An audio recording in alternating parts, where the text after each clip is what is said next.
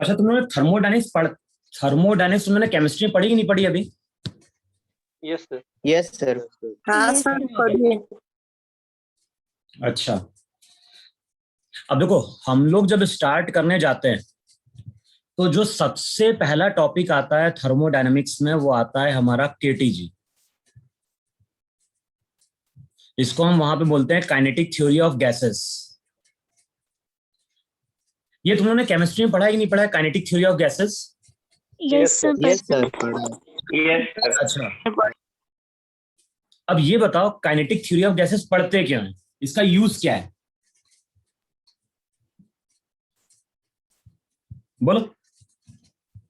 अगर हम गैसेस को की तरह ट्रीट सर गैसेस के एटम्स की स्पीड और वो सब नहीं, जो काइनेटिक थ्योरी ऑफ गैसेस है वो बेसिकली पढ़ी जाती है क्यों? काइनेटिक थ्योरी ऑफ गैसेस हमें इंफॉर्मेशन देती है। किसके बारे में इंफॉर्मेशन देती है? ये इंफॉर्मेशन देती है about pressure of a gas. किसी गैस Yes, का sir. प्रेशर, और हम लोग कौन सी गैस पढ़ते हैं, हम लोग फिजिक्स में पढ़ते हैं आइडियल गैस।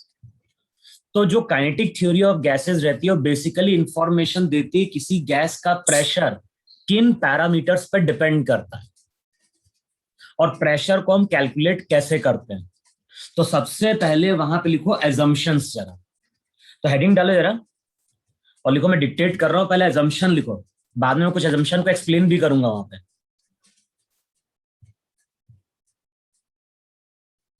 पहला एजम्पशन लिखो वहां पे, अ gas consist of,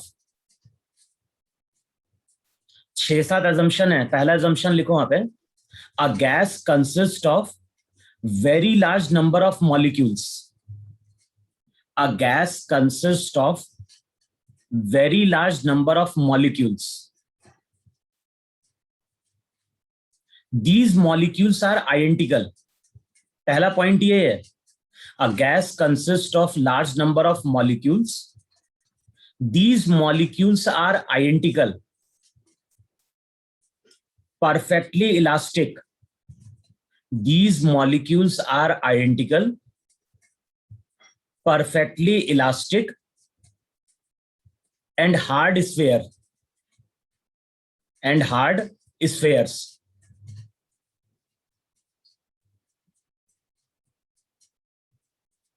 They are so small. First point ये, they are so small, they are so small that the volume of molecule, they are so small that the volume of molecules is negligible as compared with the volume of the gas.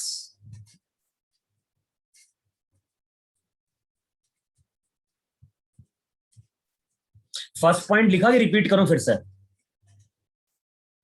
Sir repeat करो। देखो, first point क्या बोल रहा है, a gas consist of very large number of molecules. These molecules are identical, perfectly elastic, and hard spheres. They are so small that the volume of molecules is negligible as compared with the volume of the gas. आगे explain करूंगा इन points को वहां पे। Repeat करो ना last line.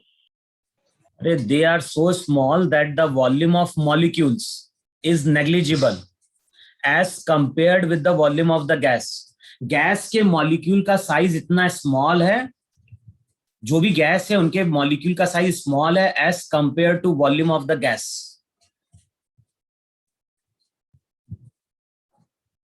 फिर next point लिखो वहां पे, molecules do not have, second point लिखो वहां पे, molecules do not have any preferred direction of motion. Molecules do not have any preferred direction of motion. Motion is completely random. Molecules do not have any preferred direction of motion. Motion is completely random. ये second point है।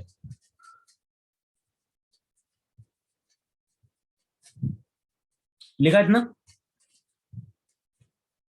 Yes, sir. Third point लिखो वहां पे, third point लिखो वहां पे, these molecules travel in a straight line. These molecules travel in a straight line. Third point लिखो, these molecules travels in a straight line and in free motion most of the time. And in free motion most of the time. These molecules travel in a straight line and in free motion most of the time. इसी point को आगे continue करो. The time of collision, the time of collision between any two molecules is very small.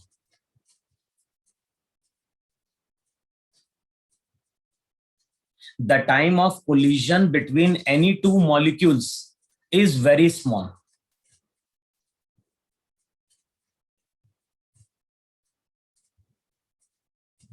लिखा इतना? Yes, sir. Yes. ये third point था अपना. Fourth point लिखो, फोर्थ पॉइंट लिखो वहां पे, the collision between molecules, the collision between molecules and the wall of container is perfectly elastic. The collision between molecules and the wall of container is perfectly elastic.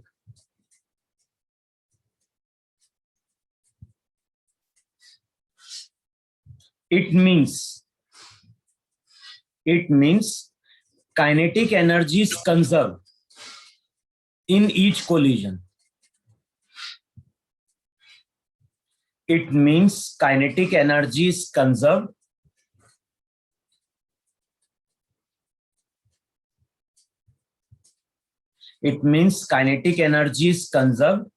in each collision.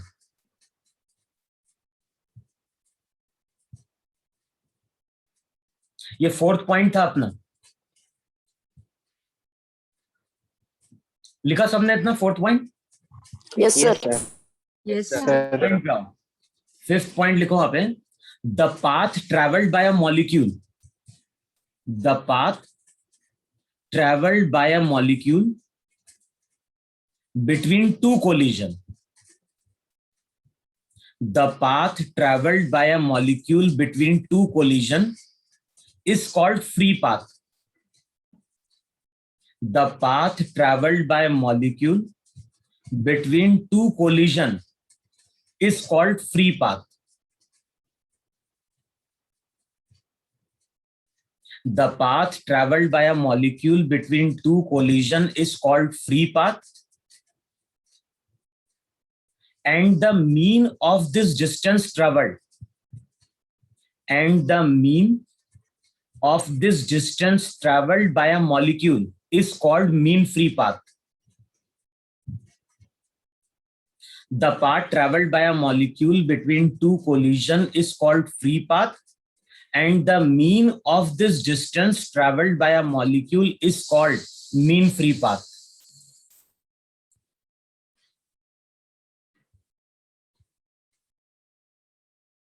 Next point लिखो वहां पे,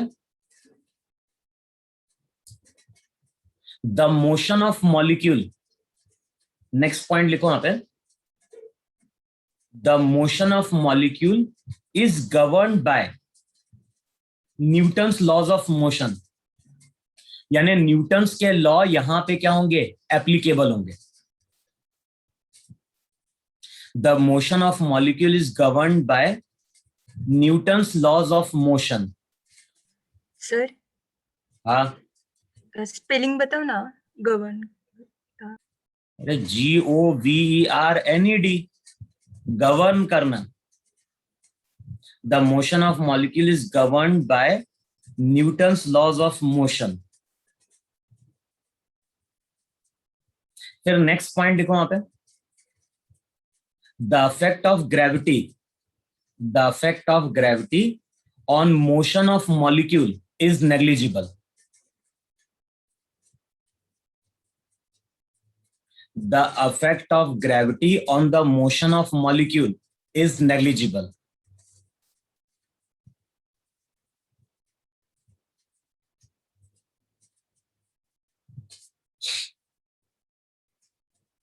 फिर next point लिखो वहां पे, gas is ideal. Next point लिखो वहां पे, जो गैस है, गैस हमारी वहां पे क्या है, आइडियल है।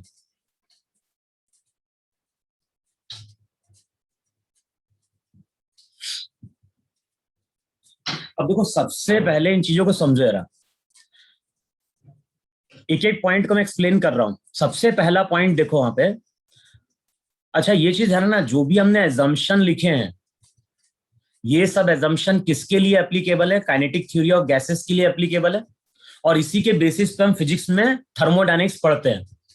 हम लोग जो गैस पढ़ने जा रहे हैं, हम लोग रियल गैस की बात नहीं कर रहे हैं, हम लोग बात कर रहे हैं किसकी, आइडियल गैस की।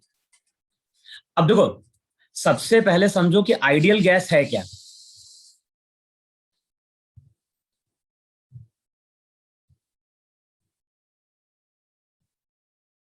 अगर यहां पे हमारे गैस के दो मॉलिक्यूल्स हैं, अच्छा जब हम मॉलिक्यूल्स की बात कर रहे हैं तो उनका शेप कैसा लिया गया, Spherical. स्फेरिकल।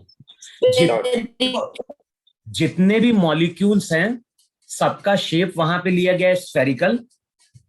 मॉलिक्यूल्स कैसे हैं, मॉलिक्यूल्स हार्ड हैं, दिखने में सभी मॉलिक्यूल आइडेंटिकल हैं, और ये सभी मॉलिक्यूल वहां पे इलास्टिक इन नेचर है। अब अगर हम आइडियल गैस की बात करते हैं तो वहां पे हम क्या डिफाइन करते हैं कि अगर हमारे पास दो मॉलिक्यूल्स हैं तो इन दोनों मॉलिक्यूल के बीच में कोई इंटरेक्टिव या कोई अट्रैक्टिव फोर्स नहीं होगा।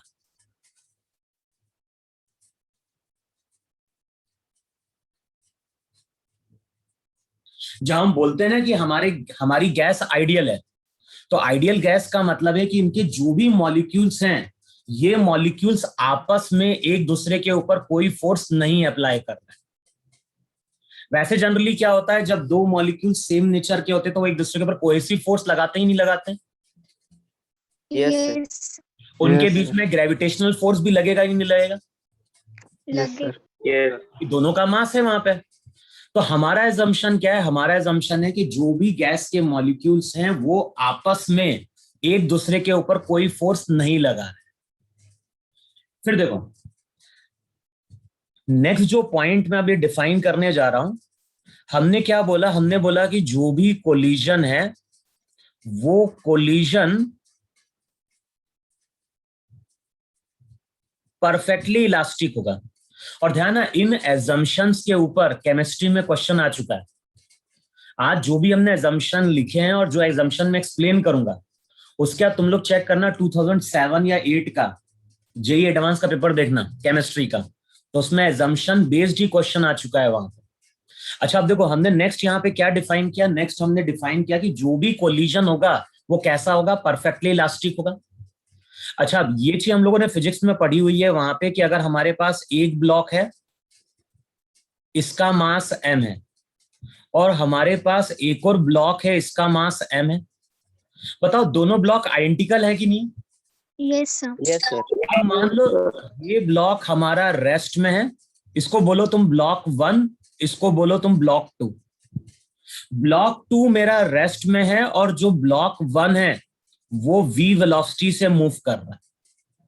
अब कुछ टाइम बाद क्या होगा, कुछ टाइम बाद ये दोनों ब्लॉक आपस में क्या करेंगे, कोलाइड करेंगे। और ये चीज हमने पढ़ी है कि कोलिजन अगर परफेक्टली इलास्टिक है और दोनों का मास सेम है, तो आफ्टर कोलिजन दोनों की वेलोसिटी वहां पे इंटरचेंज होती है। Yes, इसका sir. मतलब है कि जैसे ही कोलिजन कंप्लीट होगा, जो फर्स्ट ब्लॉक रहेगा Rest वो में. तो रेस्ट में आ जाएगा, Rest में. और सेकेंड ब्लॉक जो रहेगा वो v वेलोसिटी से चलना स्टार्ट करेगा। Start करेगा. अच्छा, ये चीज भी हमने एक्सप्लेन करी थी वहां पे फिजिक्स में कि कोई जरूरी नहीं कि एक ब्लॉक मूव कर रहा हो, एक ब्लॉक रेस्ट में हो सकता है कि यहां पे हमारे पास दो ब्लॉक हो आइडेंटिकल, एक की वेलोसिटी v1 है, दूसरे की वेलोसिटी v2 है। कुछ टाइम बाद क्या हो रहा है, कुछ टाइम बाद ये दोनों ब्लॉक कोलाइड करते हैं। बताओ क्या लिखवाया था, जैसे ही कोलिजन कंप्लीट होगा वेलोसिटी इंटरचेंज हो जाएगी। इसका मतलब है जो फर्स्ट ब्लॉक है उसको कितनी वेलोसिटी मिल जाएगी, V2 v2, और सेकंड को V1 तो यहाँ पे देखो अपन ने पॉइंट क्या लिखवाया, यहाँ पे हमने एक पॉइंट लिखवाया है कि जितने भी मॉलिक्यूल्स हैं सभी मॉलिक्यूल का मास सेम है, सभी मॉलिक्यूल दिखने में कैसे हैं, आइडेंटिकल है। तो जब भी ये मॉलिक्यूल आपस में टकराएंगे इनकी वेलोसिटी हमेशा क्या होगी, इंटरचेंज होगी। अच्छा तो काइनेटिक एनर्जी का कोई लॉस हुआ क्या, No नो सर। भाई यहाँ पे देखो, अगर यहाँ पे काइनेटिक एनर्जी थी पहले कितनी, हाफ एम v1 स्क्वायर, और इसकी कितनी थी, half half m m v2 square. तो बाद में क्या हुआ है, इसकी हो जाएगी हाफ एम v2 स्क्वायर, और इसकी वहां पे क्या हो जाएगी, इसकी हो जाएगी हाफ एम v1 स्क्वायर। तो यही मैंने पॉइंट लिखवाया, नहीं लिखवाया कि काइनेटिक एनर्जी वहां पे क्या होगी, conserved. कंजर्व रहेगी। अच्छा फिर तुमने ये भी चीज पढ़ी थी वहां पे कि अगर ये तुम्हारा ग्राउंड है और ग्राउंड पे कोई बॉल है और ये बॉल इस तरह से टकरा रही है, कितनी वेलोसिटी से, u वेलोसिटी से। अब ये बॉल किससे टकरा रही है, ये बॉल टकरा रही है मान लो ग्राउंड से। और अब मैं अगर बोलता हूं कि कोलिजन का नेचर कैसा है, परफेक्टली इलास्टिक है, तो वहां पे याद होगा हमने क्या लिखवाया था, जितनी स्पीड से ये पार्टिकल टकराएगा उतनी स्पीड से ये क्या करता है,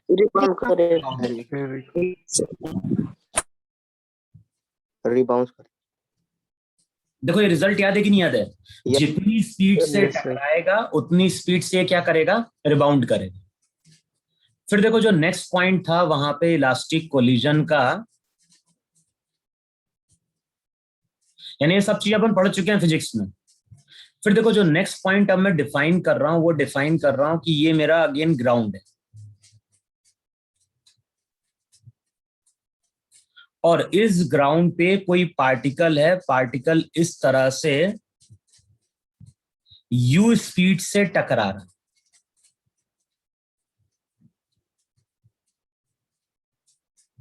और कितने एंगल पे टकरा रहा है, तो मान लो ये टकरा रहा है एट एन एंगल थीटा। अच्छा हमें ये मालूम है कि जब ये पार्टिकल टकरा रहा होगा तो इसके पास वेलोसिटी के दो कंपोनेंट होंगे, एक तो वेलोसिटी का कंपोनेंट इस डायरेक्शन में होगा और इस डायरेक्शन में कंपोनेंट होगा u cos थीटा, और इस डायरेक्शन में जो कंपोनेंट था वो था वहां पे u sin थीटा। अच्छा फिर वहां पे हमने क्या डिफाइन किया था कि जब ये मॉलिक्यूल या जब ये बॉल टकराएगी तो इस बॉल के ऊपर इंपल्सिव फोर्स केवल कौन सा होगा, नॉर्मल होगा। दूसरा वहां पे mg था, mg को हम लोग नेग्लेक्ट करते थे। अच्छा अब जब इस मॉलिक्यूल की बात कर रहे हैं तो इस मॉलिक्यूल की प्रॉपर्टी क्या है, इस मॉलिक्यूल की प्रॉपर्टी थी net force along the tangent zero, net force along the tangent zero है। और वहां पे लिखवाया था जिस डायरेक्शन में फोर्स जीरो होता है उस डायरेक्शन में मोमेंटम कंजर्व होता है। तो यहां पे जब ये बॉल रिबाउंड करती थी, यहां पे जब ये बॉल रिबाउंड करती थी तो हम लोग क्या बोलते थे, हम लोग बोलते थे वेलोसिटी का पैरेलल कंपोनेंट में कोई चेंज नहीं होता है, वेलोसिटी का parallel component u sin theta ही रहता है। मोमेंटम कंजर्व होता है टेंजेंट के अलोंग। अब नॉर्मल के अलोंग क्या होता है, अगर कोलिजन परफेक्टली इलास्टिक है तो नॉर्मल के अलोंग वेलोसिटी क्या होती है, केवल रिवर्स हो जाती है। तो u cos थीटा केवल अपना डायरेक्शन चेंज करता है। अब दोनों वेलोसिटी को ऐड करोगे तो रिजल्ट यही निकल के आता है कि नहीं निकल के आता है कि जितनी स्पीड से टकराएगा उतनी स्पीड से रिबाउंड करेगा। Yes sir. ये x कंपोनेंट भी वही है, y कंपोनेंट भी वही है, केवल क्या हुआ है, y कंपोनेंट ने अपना डायरेक्शन वहां पे क्या किया है, चेंज किया है। चेंज किया है। अच्छा, दूसरी प्रॉपर्टी क्या थी? नॉर्मल से जितने एंगल पे टकराएगा, नॉर्मल से उतने ही एंगल पे वो क्या करेगा? रिबाउंड करेगा। तो जब हम बोलते हैं ना कि मॉलिक्यूल के बीच में कोलिजन इलास्टिक है, तो ये सभी प्रॉपर्टी वहां पे एप्लीकेबल होगी। ये रिजल्ट कब एप्लीकेबल होगा? ये रिजल्ट एप्लीकेबल होगा जब मॉलिक्यूल आपस में टकराएंगे। अगर मॉलिक्यूल आपस में टकराते हैं, अगर मॉलिक्यूल आपस में टकराएंगे तो वो अपनी वेलोसिटी क्या करेंगे? इंटरचेंज करेंगे, और कुछ नहीं होगा। अच्छा, इस तरह का कोलिजन कब आएगा? इस तरह का कोलिजन आएगा जब मॉलिक्यूल कंटेनर की वॉल से टकराएंगे। भाई, कोलिजन दो चीजों का होगा। कोलिजन मॉलिक्यूल का भी होगा आपस में, और कोलिजन होगा मॉलिक्यूल का किसके साथ? कंटेनर की वॉल के साथ।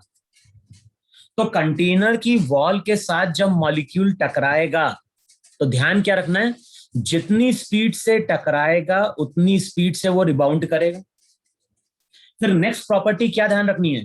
जो पैरेलल कंपोनेंट होंगे, जो भी वेलोसिटी के पैरेलल कंपोनेंट होंगे, उसमें कोई चेंज नहीं आएगा। ये रिजल्ट ध्यान रखना है। जब भी कोई मॉलिक्यूल कंटेनर की वॉल से टकराएगा तो वेलोसिटी के, अरे तुम रिपीट मत करना, पढ़ लिया क्या तूने ये सब चीजें जो रिपीट कर रहा है? मैं कुछ पूछ ही नहीं रहा हूं, मैं समझा रहा हूं। अब देखो, मैंने क्या बोला है कि जब कोई मॉलिक्यूल कंटेनर की वॉल से टकराएगा तो हमें क्या ध्यान रखना है? जो भी पैरेलल कंपोनेंट है उनमें कोई चेंज नहीं आएगा। किसमें चेंज आएगा? जो कंपोनेंट परपेंडिकुलर होगा उसमें चेंज आएगा, और चेंज केवल क्या आएगा? वो अपना डायरेक्शन वहां पे चेंज करेगा। तो यहां पे जो नॉर्मल कंपोनेंट रहेगा, नॉर्मल कंपोनेंट में आएगा चेंज इन डायरेक्शन। और इस पे क्वेश्चन आईआईटी में पूछा जा चुका है। तो जब हम बात करेंगे कि कोलिजन परफेक्टली इलास्टिक है, तो इन प्रॉपर्टी को वहां पे हम क्या करेंगे? अप्लाई करेंगे। फिर देखो, इतना लिखा कि नहीं लिखा तुम लोगों ने? नहीं यस सर। सर। इसको नोट डाउन करो यार, इसको डायग्राम को।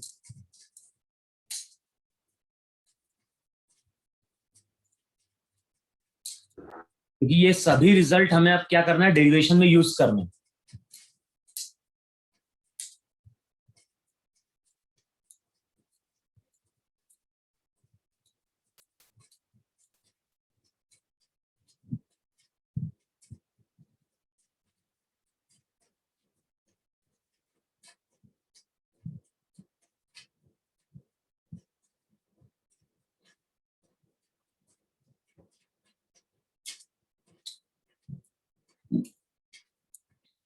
लिखा इतना? Sir No, 2 sir. मिनट।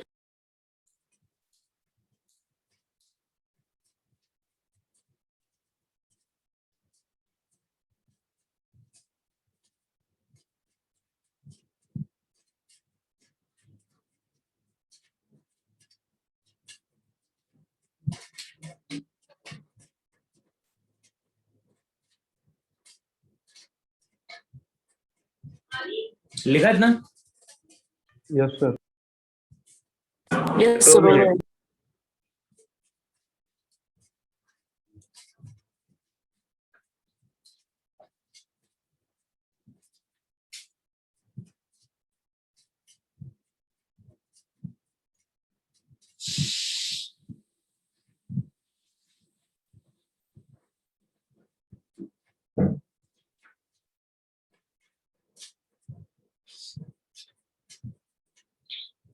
हो गया?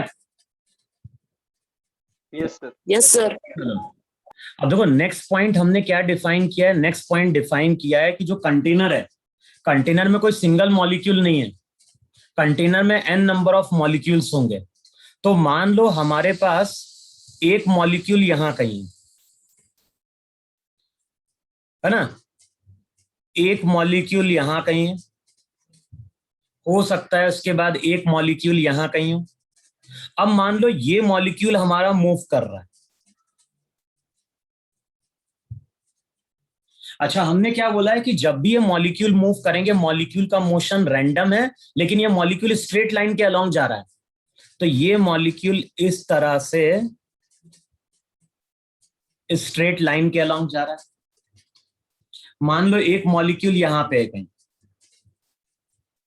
होता है एक मॉलिक्यूल यहां पे हो, ये मॉलिक्यूल्स है हमारे। अच्छा अब बताओ, अगर ग्रेविटी होती तो स्ट्रेट लाइन होता पाथ क्या? No, sir. No, तो sir. ग्रेविटी के Parabolic. कारण उसका पाथ क्या होता, थोड़ा कर्व हो जाता है। Yes, है sir. ना? Parabolic. तो ग्रेविटी के इफेक्ट को हमने नेग्लेक्ट किया है। अब देखो, ये मेरा यहां पे फर्स्ट मॉलिक्यूल है। फर्स्ट मॉलिक्यूल और सेकंड मॉलिक्यूल के बीच में कोई और मॉलिक्यूल था क्या? No, sir. No, sir. तो No, sir. ये जो पार्टिकल ने डिस्टेंस ट्रेवल किया है यहां से लेके यहां तक का, ये जो रहता है इसको हम फ्री पाथ बोलते हैं।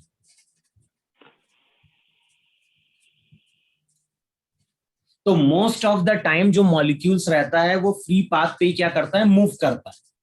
अच्छा, जैसे ये फर्स्ट मॉलिक्यूल सेकंड मॉलिक्यूल से टकराएगा तो अब क्या होगा, ये अपनी वेलोसिटी वहां पे क्या कर लेंगे, इंटरचेंज कर लेंगे। इंटरचेंज। Interchange. अब मान लो जो फर्स्ट मॉलिक्यूल है आफ्टर कोलिजन ऐसे जाता है,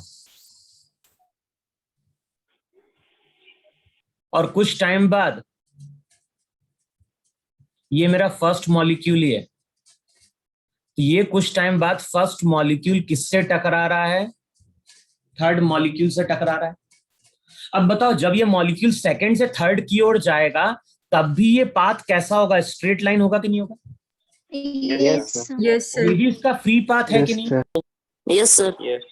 लेकिन तो Yes, sir. अगर ये डिस्टेंस, अगर मान लो ये डिस्टेंस यहाँ पे d1 था, तो ये डिस्टेंस यहाँ पे d1 बोल पाएंगे क्या? No, वो कुछ sir. अलग नहीं. डिस्टेंस No, होगा। sir. D2. भाई ऐसा कौन है कि मॉलिक्यूल इक्वल, यानी मॉलिक्यूल्स के बीच में डिस्टेंस स्पेसिंग इक्वल है? मॉलिक्यूल्स तो रैंडमली मूव कर रहे हैं। तो जब Yes. First molecule second molecule से टकराएगा तो उस टाइम पे डिस्टेंस अलग रहा होगा फ्री पाथ का। जब वो Sir. सेकंड थर्ड की ओर जाएगा तब फ्री पाथ क्या होगा, अलग होगा। अब बताओ, ऐसे मॉलिक्यूल कई बार डिस्टेंस ट्रेवल करे नहीं ट्रेवल करेगा? Yes, sir. Yes, sir. Yes, sir. इन सब पाथ का जो मीन रहेगा उसी को वहां पे हम मीन फ्री पाथ बोलते हैं। सर हाँ, सर वो सेकंड पाथ है ना, उस पे वो फर्स्ट मॉलिक्यूल नहीं होगा ना? सेकंड पाथ, अरे कोई फर्स्ट मॉलिक्यूल टकराया तो रैंडम जाना ना। फर्स्ट मॉलिक्यूल पहले यहाँ था, वो यहां से यहाँ गया, फिर यहां से यहाँ गया, फिर यहां से यहाँ गया। तो मैं बोल रहा हूँ कि हर बार जब टकराएगा तो पाथ उसका वहां पे अलग अलग होगा। सर कभी मतलब D1 चलेगा, कभी D2 चलेगा, कभी D3 चलेगा। और इन सभी पाथ का जब हम एवरेज लेंगे तो उसी को वहां पे हम मीन फ्री पाथ बोलेंगे। Sir. सर वो पाथ फर्स्ट मॉलिक्यूल का ही होगा? और किसका देख रहे हैं हम? फर्स्ट मॉलिक्यूल टकरा के रुक जाएगा क्या? Sir, second तो रेस्ट में है और कहाँ collision से सेकंड elastic रेस्ट है. में? पागल हो क्या तुम? गैस के मॉलिक्यूल रेस्ट में रहते हैं। नहीं सर, नहीं रहते. फिर सब मॉलिक्यूल मूव कर रहे हैं, हम किसी एक मॉलिक्यूल को देख रहे हैं अभी। तो अगर हम Okay, किसी sir. एक मॉलिक्यूल को देखेंगे तो वो हमेशा क्या होगा, कभी D1 चलेगा, कभी D2 चलेगा, कभी D3 चलेगा, और इन सबका जो एवरेज रहेगा उसको हम मीन फ्री पाथ बोलेंगे। Yes, sir. फिर देखो, बाकी जो एजम्पशन है वो तो क्लियर है वहां पे। Sir, 1 minute undo करो ना, screenshot लेना.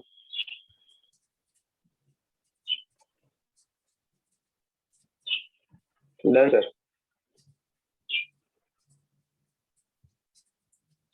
फिर देखो, मान लो हमारे पास कुछ पार्टिकल्स हैं।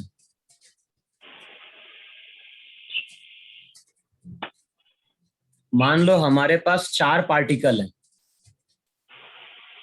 इस पार्टिकल का मास 1 kg, इस पार्टिकल का मास 2 kg, इस पार्टिकल का मास 3 kg, इसका 4 kg। तो हमारे पास 4 पार्टिकल हैं, हर पार्टिकल का मैंने मास अलग अलग लिया है। सेम भी मान सकते थे लेकिन मैंने अलग अलग माना है। अब जो फर्स्ट पार्टिकल है ना, वो मूव कर रहा है 1 मीटर पर सेकेंड से, स्पीड की बात कर रहा हूं। Second particle Yes, sir. Move कर रहा है 2 मीटर पर सेकेंड से, 3 मीटर पर सेकेंड से, 4 मीटर पर सेकेंड से। अब इन सभी पार्टिकल को मिला के हम डिफाइन कर रहे हैं सिस्टम।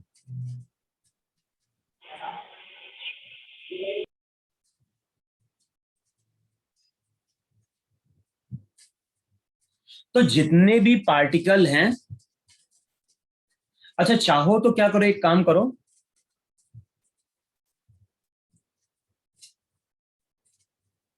क्योंकि इसको हमें बाद में रिलेट करना है ना, तो मान लो हर पार्टिकल का मास मेरा सेम है, हर पार्टिकल का मास 1 kg।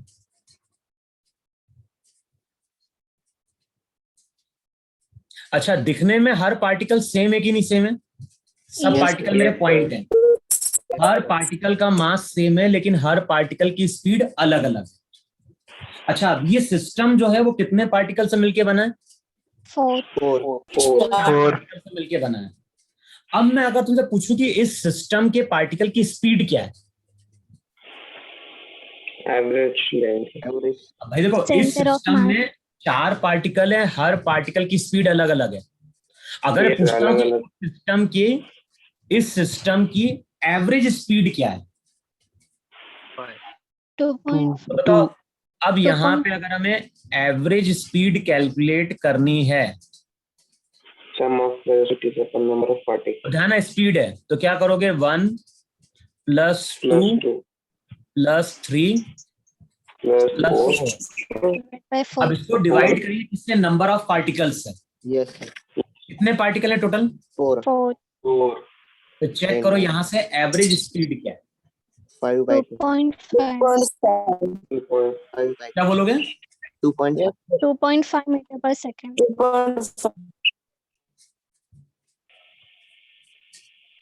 अच्छा, 2.5 मीटर पर सेकेंड क्या है? Average speed of Average. Average speed. Average. देखो, ये जो सिस्टम है, ये सिस्टम 4 पार्टिकल से मिलके बना है, हर पार्टिकल की स्पीड अलग अलग है। लेकिन मैं अगर तुमसे पूछता हूं कि इस सिस्टम में किसी एक पार्टिकल की स्पीड क्या है, तो हम ऐसा तो बोलेंगे नहीं कि एक पार्टिकल की स्पीड 1 थी, एक पार्टिकल की स्पीड 2 थी, एक पार्टिकल की स्पीड 3 थी, एक पार्टिकल की स्पीड 4 थी। हम क्या बोलेंगे? हम बोलेंगे किसी भी एक पार्टिकल की एवरेज स्पीड कितनी है? 2.5. 2.5 मीटर 2.5. पर सेकेंड। Yes, sir. तो यही एक अगर देखो, अगर कोई मुझसे पूछता है कि इस सिस्टम के पार्टिकल की स्पीड क्या है, तो हम बोलेंगे इस सिस्टम के पार्टिकल की स्पीड 2.5 मीटर पर सेकेंड है। Per second. अच्छा, ये जो स्पीड थी, ये स्पीड थी एवरेज। अब एक जो टर्म आती है नेक्स्ट, वो आती है वहां पे v² एवरेज। अब देखो, ये जो v² एवरेज रहती है, इसको हम क्या बोलते हैं? जो v² एवरेज रहती है, इसको हम बोलते हैं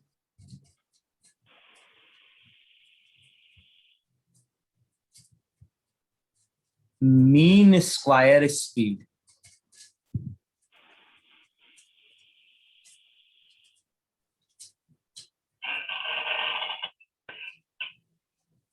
ध्यान है मैं किसकी बात कर रहा हूं? अब मैं फिर से एवरेज ले रहा हूं, लेकिन मैं किस वैल्यू का एवरेज ले रहा हूं? v² का एवरेज लेने जा रहा हूं।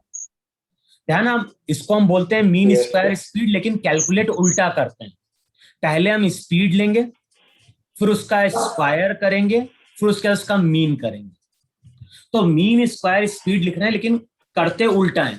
तो पहले हमने स्पीड ली, उसका स्क्वायर लिया, तो पहले क्या हो गया वहां पे? यहां पे हो जाएगा 1 का स्क्वायर, फिर 2 का स्क्वायर, 3 3 का स्क्वायर, 4 का स्क्वायर। बताओ, ये सभी पार्टिकल की स्पीड का स्क्वायर है कि नहीं? Yes, sir. Yes, sir. अब इसको डिवाइड करेंगे किससे? कितने पार्टिकल है वहां पे? 4. 4. अब बताओ कितनी वैल्यू आ रही है? और 7. ध्यान है, और ध्यान है ये क्या है, ये है v स्क्वायर की एवरेज वैल्यू। अब कैलकुलेट करता हूँ तो कितना आ रहा है वहां पे, 7.5 7.5 मीटर पर सेकंड। 7.5 7.5 मीटर पर सेकेंड। अच्छा, अब एक और टर्म हम लोग यूज करते हैं। जो नेक्स्ट टर्म हम यूज करते हैं वो यूज करते हैं वहां पे VRMS। VRMS को हम क्या बोलते हैं, तो VRMS को हम बोलते हैं रूट मीन स्क्वायर स्पीड। तो केमिस्ट्री में वर्ड यूज करते नहीं यूज करते VRMS? Yes Yes. Sir, yes sir. अच्छा, तो VRMS पढ़ते क्यों हैं? तुमने यूज की होगी ना केमिस्ट्री में RMS स्पीड ऑफ मॉलिक्यूल्स। तो अब RMS स्पीड हम पढ़ते क्यों हैं? सर काइनेटिक एनर्जी इसी से इसी से मैं पूछ रहा हूँ कि RMS पढ़ते क्यों हैं, हमें जरूरत क्यों पड़ रही है। तो देखो आगे हम एक्सप्लेन करेंगे कि इस टर्म की हमें जरूरत क्यों पड़ेगी। अच्छा, मैंने क्या बोला है, हमेशा उल्टा हम चलेंगे। तो रूट मीन स्क्वायर स्पीड का मतलब क्या है, पहले स्पीड लो, उसका स्क्वायर लो, फिर उसका मीन लो, फिर उसके बाद क्या लगाना है, रूट। इसको हम ऐसा बोल सकते हैं कि नहीं बोल सकते हैं कि जो VRMS आएगा वो हो जाएगा under root of v square average. भाई पहले हमने स्पीड ली, उसका स्क्वायर लिया, उसका मीन कर लिया, और हमें केवल क्या करना है, हमें केवल अंडर रूट लगाना है। तो अंडर रूट लगा दोगे, वैल्यू पुट कर दो 7.5। अब बताओ 7.5 का अंडर रूट लेंगे तो अप्रोक्सीमेटली कितनी वैल्यू आएगी? 2.8 के आसपास आएगा। चेक कर लो वैल्यू इतनी। 7.2 आ रहा है। अरे तू मत बोल भाई, तेरी तो आवाज ही कट के आ रही है।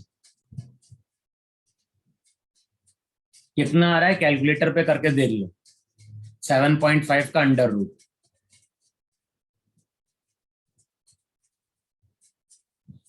और मुझे कोई एग्जैक्ट वैल्यू में अप्रोक्सीमेट वैल्यू पूछ रहा हूँ, अप्रोक्सीमेटली कितना आ रहा है, 2.6, 2.7, 2.8।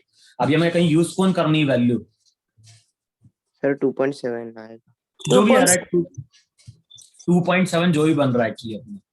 तो एक हमारी होती है स्पीड कौन सी, एक होती है हमारी एवरेज स्पीड। तो अगर मैं तुमसे पूछ रहा हूं कि इस सिस्टम में, मान लो इनको मॉलिक्यूल्स बोल रहे हैं, तो अगर मैं तुमसे पूछता हूं कि इस सिस्टम में जो मॉलिक्यूल्स हैं उनकी स्पीड क्या है, तो हम बोलेंगे उनकी स्पीड 2.5 मीटर पर सेकेंड है।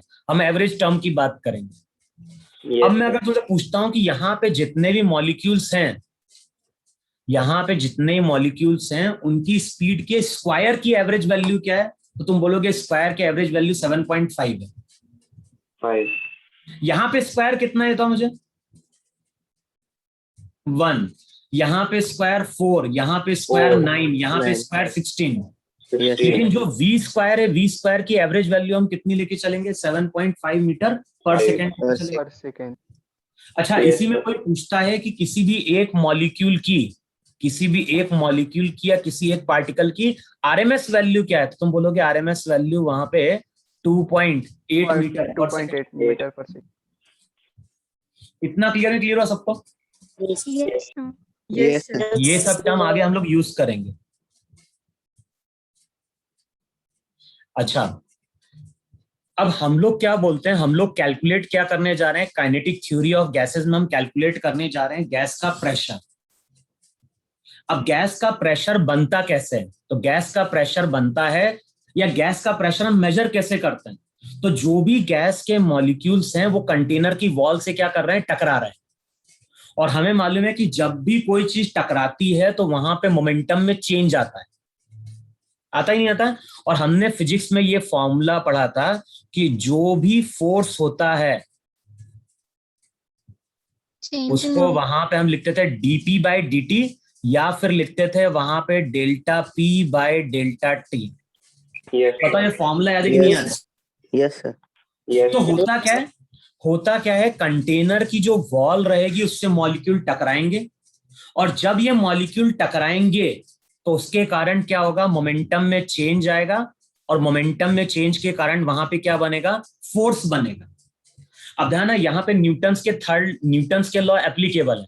तो जितना फोर्स मॉलिक्यूल पे बनेगा, बताओ मॉलिक्यूल उतना ही फोर्स वॉल पे अप्लाई करे नहीं अप्लाई करेगा, Yes, sir. है कि नहीं? अच्छा, अब जब ये मॉलिक्यूल पे फोर्स लगेगा तो मॉलिक्यूल उतना ही फोर्स वॉल पे अप्लाई करेगा, और फोर्स अपॉन एरिया बताओ क्या दे देगा, वो दे देगा उस वॉल पे लगने वाला प्रेशर। इतनी चीज क्लियर हुई कि नहीं क्लियर हुई? Yes, sir. Kinetic theory of gases में हम क्या पढ़ रहे हैं, हम पढ़ रहे हैं गैस का प्रेशर। तो पहले तो हम ये समझते हैं कि प्रेशर बनता कैसे है, फिर उसके बाद हम उसको रिजल्ट को डिराइव करेंगे, फिर वहां पे हम देखेंगे प्रेशर किन किन चीजों पर डिपेंड करता है। तो प्रेशर कब बनेगा, प्रेशर बनेगा जब गैस के मॉलिक्यूल कंटेनर की वॉल से टकराएंगे, और जब ये टकराएंगे तो ये कंटेनर की वॉल के ऊपर फोर्स लगाएंगे, और एक मॉलिक्यूल नहीं होगा, कंटेनर में बहुत सारे मॉलिक्यूल होंगे जो उस वॉल से टकरा रहे होंगे। जब टकराएंगे तो फोर्स बनेगा, उन सभी मॉलिक्यूल के फोर्स को हम क्या कर रहे हैं, ऐड कर रहे हैं, और फोर्स डिवाइडेड बाय एरिया क्या दे देगा, प्रेशर दे देगा वहां पर। तो सबसे पहले हमें करना क्या है, सबसे पहले हमें वहां पे कंटेनर लेना है।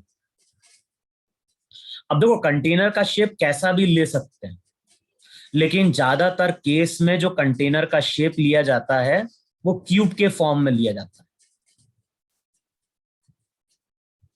तो यहां पे इस तरह से हम शो कर रहे हैं क्यूब।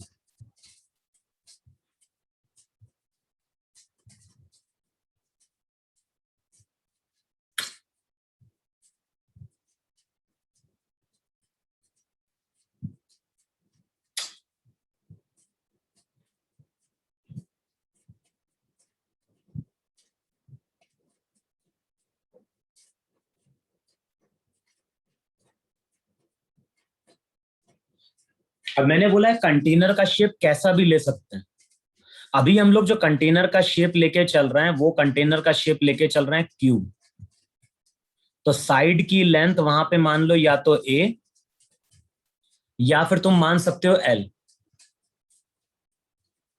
तो जो भी कंटेनर है उसको हमने क्यूब के फॉर्म में लिया है।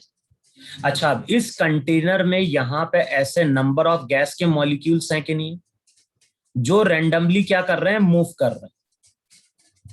Yes. अब सबसे पहले हमने क्या किया, यहां पे एक्सिस डिफाइन कर दी।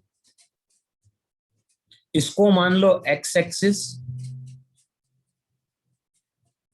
इसको मान लो वाई एक्सिस, और इसको मान लो तुम जेड एक्सिस। तो यहां पे हमने 3 एक्सिस कंसिडर करी है, एक्स एक्सिस, वाई एक्सिस और जेड एक्सिस। अच्छा, सबसे पहले यहां पे कुछ अजम्पशन लिखो। सबसे पहले लिखो वहां पे स्मॉल एम। अब स्मॉल एम क्या है, तो स्मॉल एम है mass of single molecule, mass of single molecule, या फिर बोल सकते हैं मास ऑफ ईच मॉलिक्यूल। और ध्यान है, मॉलिक्यूल का साइज बहुत स्मॉल है, मॉलिक्यूल को हमें एक पार्टिकल की तरह ट्रीट करना। तो जो भी एक सिंगल मॉलिक्यूल होगा उसका मास हमें क्या लेना है, स्मॉल एम लेना है। फिर वहां पे नेक्स्ट टर्म कंसिडर करनी है कैपिटल एन। कैपिटल एन क्या है, कैपिटल एन यहां पे नंबर ऑफ मॉलिक्यूल्स है।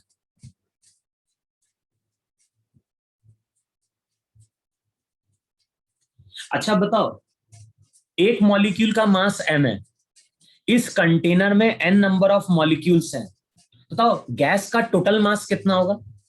तो N. गैस के टोटल M मास को अगर हम N. कैपिटल M से डिनोट कर रहे हैं, बताओ कैपिटल M को m इंटू एन लिख सकते हैं नहीं लिख सकते हैं?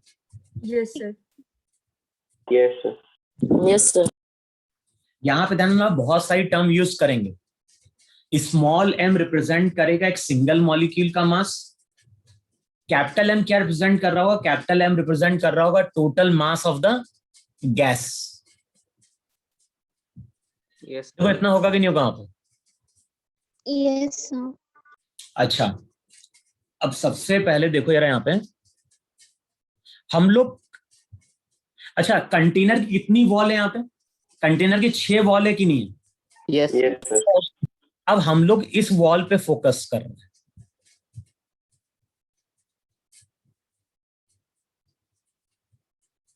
हम लोग इस वॉल की बात कर रहे हैं। बताओ ये वॉल किस प्लेन में? X1. YZ. YZ। X YZ. कहां से दिख रहा है YZ. तुम्हें? Yes, sir. मैथ्स में जो प्लेन होता है YZ प्लेन होता है कि नहीं होता है? तो हमने Yes, sir. कंटेनर की एक वॉल कंसिडर करी है, ये वॉल YZ प्लेन में और एक्स एक्सिस के क्या है? Perpendicular. Yes, sir. Yes, sir. अब देखो यार, मैं बाद में रब भी करूंगा इन डायग्राम को। ये तुम्हारी वॉल है कि नहीं? और इस वॉल से कोई मॉलिक्यूल टकराने जा रहा है।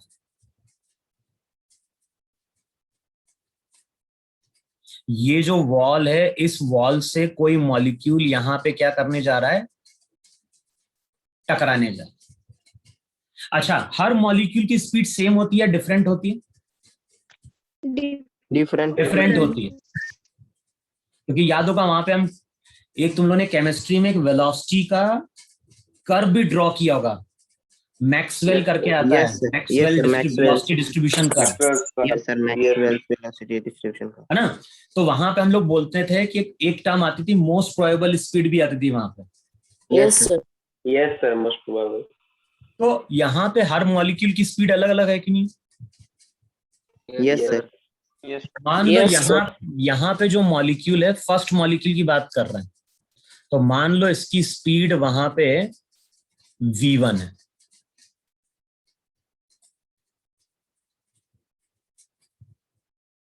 तो v1 यहाँ पे हमने क्या मान ली? v1 यहाँ पे हमने फर्स्ट मॉलिक्यूल की स्पीड मान ली। अच्छा, v1 को हम वेक्टर फॉर्म में क्या लिखेंगे?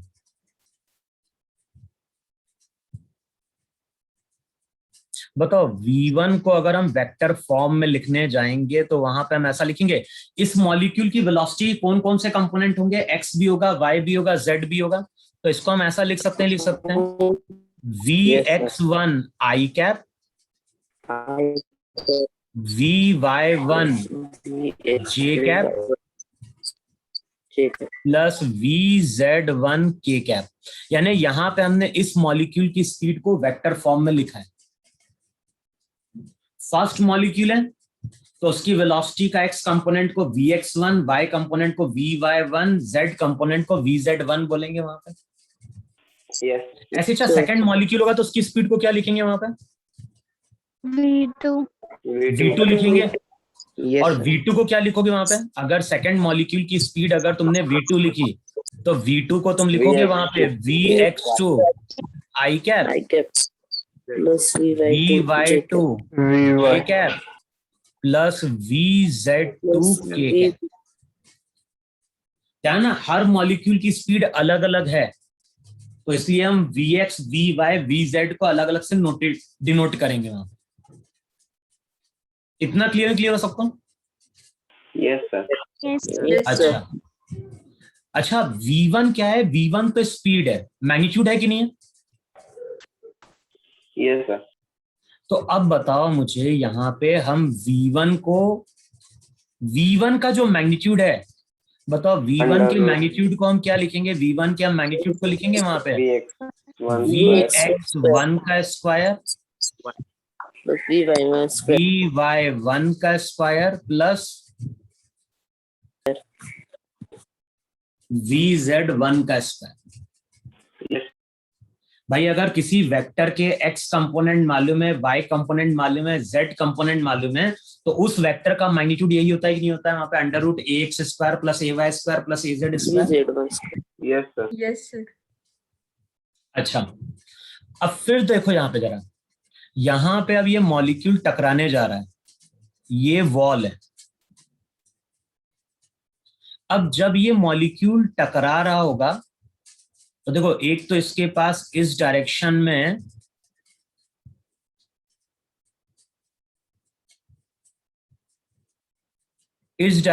वेलोसिटी का x कंपोनेंट होगा कि नहीं होगा? vx।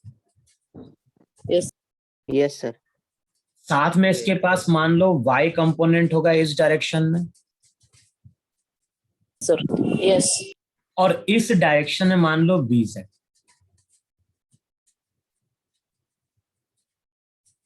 भाई जब ये मॉलिक्यूल टकराएगा इस वॉल से तो उसके पास x कंपोनेंट भी होगा, y कंपोनेंट भी होगा, z कंपोनेंट भी होगा। अच्छा मैंने क्या बोला है, कोलिजन कैसा है, इलास्टिक है। तो ध्यान है ना, Yes, ये perfectly मॉलिक्यूल elastic. देखो, ये मॉलिक्यूल टकराएगा और ये मॉलिक्यूल इस तरह से वहां पे रिबाउंड करेगा।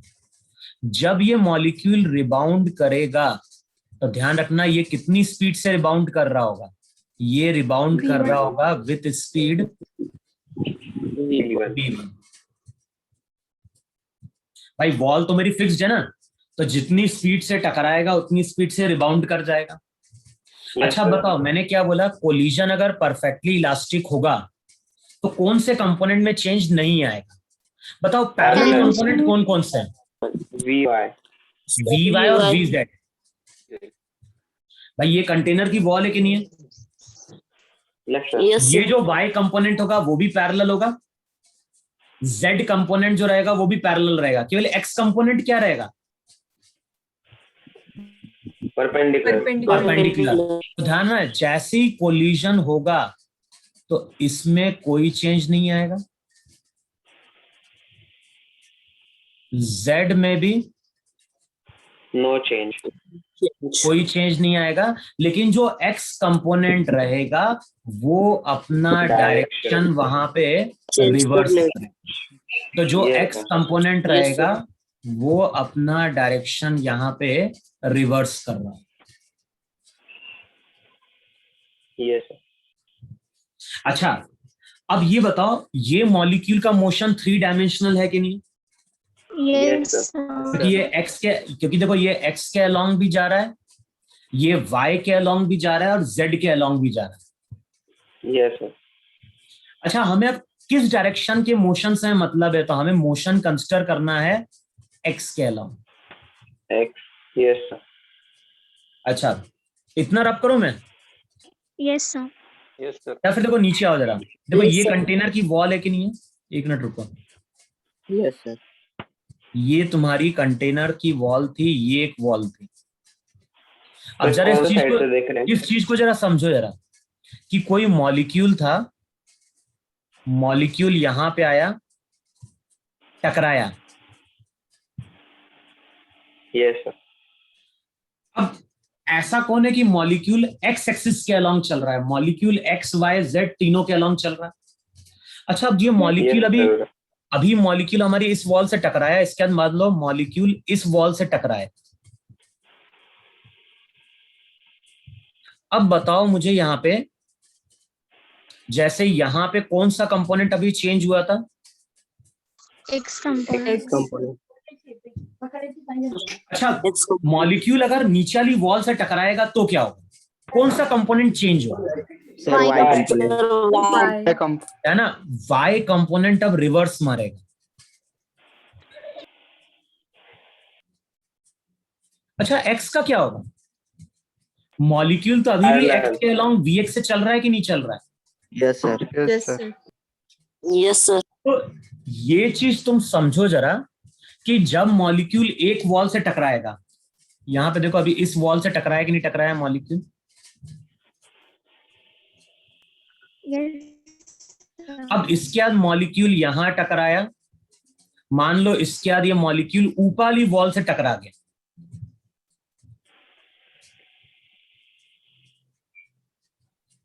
तो क्या होगा,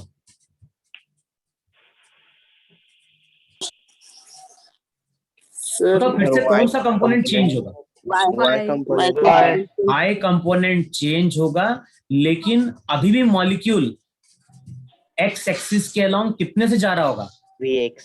VX. vx से जा रहा होगा। अब देखो ये मॉलिक्यूल किसी भी वॉल से टकराए, जैसे मान लो ये वॉल थी, यहां से नीचे गया, फिर ऊपर गया, फिर इस वॉल से टकरा गया, बताओ मॉलिक्यूल का x कंपोनेंट कब चेंज होगा, फिर से Sir, double. जब तक ये मॉलिक्यूल मूव करके वापस इस वॉल पे नहीं आता। वही Yes, sir. yes sir बताओ, जब तक ये मॉलिक्यूल कंपोनेंट वाले वाल सर। जब तक ये मॉलिक्यूल इस वॉल से फिर से नहीं टकराएगा तब तक वेलोसिटी का एक्स कंपोनेंट चेंज होगा क्या? नहीं। दो सर। नहीं सर।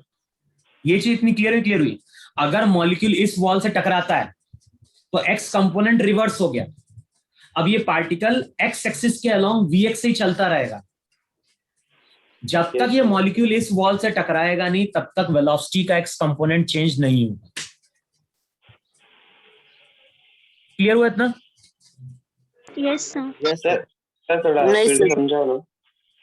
अबे यही तो समझा रहा हूं कि मॉलिक्यूल इस वॉल से टकराया, एक्स कंपोनेंट चेंज हो गया। उसके Yes, बाद sir. एक्स कंपोनेंट कब चेंज होगा? भले ही मॉलिक्यूल रैंडमली मूव करता रहे, जब तक ये मॉलिक्यूल फिर से इस वॉल से टकराएगा नहीं तब तक उसका एक्स कंपोनेंट चेंज नहीं होगा। पहले मॉलिक्यूल कहां जा रहा था? पहले मॉलिक्यूल हाँ, राइट की ओर जा रहा था। जैसे ही टकराएगा तो मॉलिक्यूल कहां जाएगा? लेफ्ट की ओर चलना स्टार्ट करेगा। लेफ्ट की ओर। हम किस डायरेक्शन Yes, के yes. मोशन को देख रहे हैं? हम एक्स के अलोंग देख रहे हैं मोशन। अभी हमें वाई जेड से मतलब नहीं है। मॉलिक्यूल कहीं पे भी जाए टकराता रहे, लेकिन जब तक मॉलिक्यूल वापस इस वॉल पे नहीं आएगा तब तक एक्स कंपोनेंट में चेंज होगा ही नहीं। मोशन 3 डायमेंशनल है, हम केवल एक्स के अलोंग मोशन को देखना चाहते हैं। अब कुछ टाइम बाद ये मॉलिक्यूल इस वॉल पे टकराएगा, और जब ये मॉलिक्यूल इस वॉल पे टकराएगा तो फिर से अब इसका एक्स कंपोनेंट क्या होगा? रिवर्स हो जाएगा। तो जो मॉलिक्यूल अभी नेगेटिव एक्स के अलोंग जा रहा था, अब वो मॉलिक्यूल पॉजिटिव एक्स की ओर चलना स्टार्ट करेगा। Yes sir. इसके बीच में मॉलिक्यूल किसी भी वॉल से टकराए, उसके एक्स कंपोनेंट में कोई चेंज नहीं आए। Yes sir. नहीं। Yes sir. इतना क्लियर हुआ? यस सर क्लियर है। Yes, yes sir. Sir clear. अच्छा, फिर आगे देखो जरा।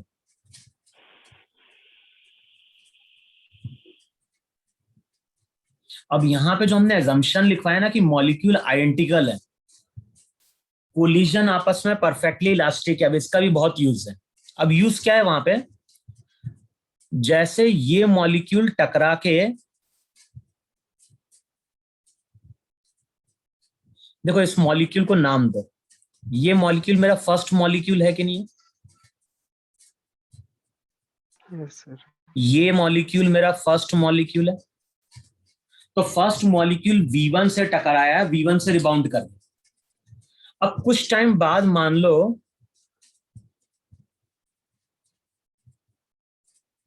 यहां पे तो V1 था ना,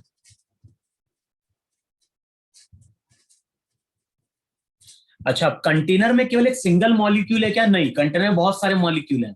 अब इसको पाथ में एक और मॉलिक्यूल मिल गया, और ये मॉलिक्यूल 2 था। अच्छा, अब जो मॉलिक्यूल 2 रहेगा उसकी कुछ स्पीड रहेगी, तो मान लो मॉलिक्यूल 2 की स्पीड v2 थी।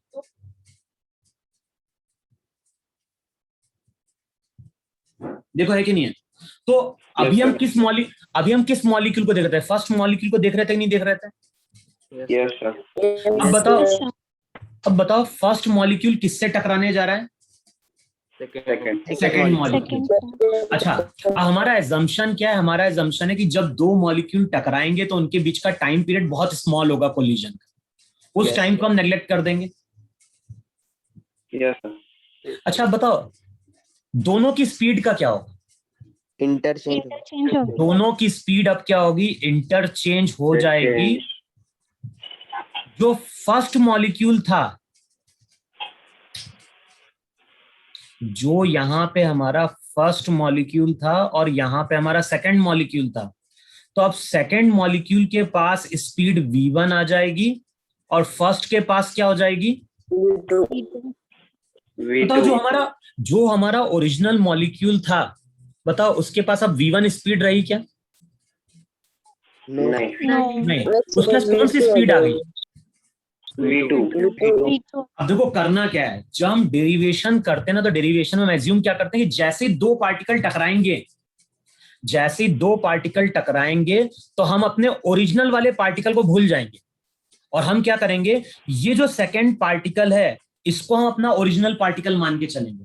क्यों मान के चलेंगे? क्योंकि इसके पास अब स्पीड v1 है। और बताओ सभी मॉलिक्यूल दिखने में सेम है कि नहीं सेम है? Yes, Yes. sir. इसका मतलब देखो इसका मतलब क्या है, दो मॉलिक्यूल है, ये फर्स्ट मॉलिक्यूल है, सेकंड मॉलिक्यूल, जैसे ही टकराएगा तो हम ना ओरिजिनल मॉलिक्यूल भूल जाएंगे और जिससे टकराएगा उसको हम ओरिजिनल मॉलिक्यूल मान के चलेंगे। क्यों मान के चलेंगे? क्योंकि हमें उसकी स्पीड कंसिडर करनी है। इतनी चीज समझ में आई नहीं समझ में आई?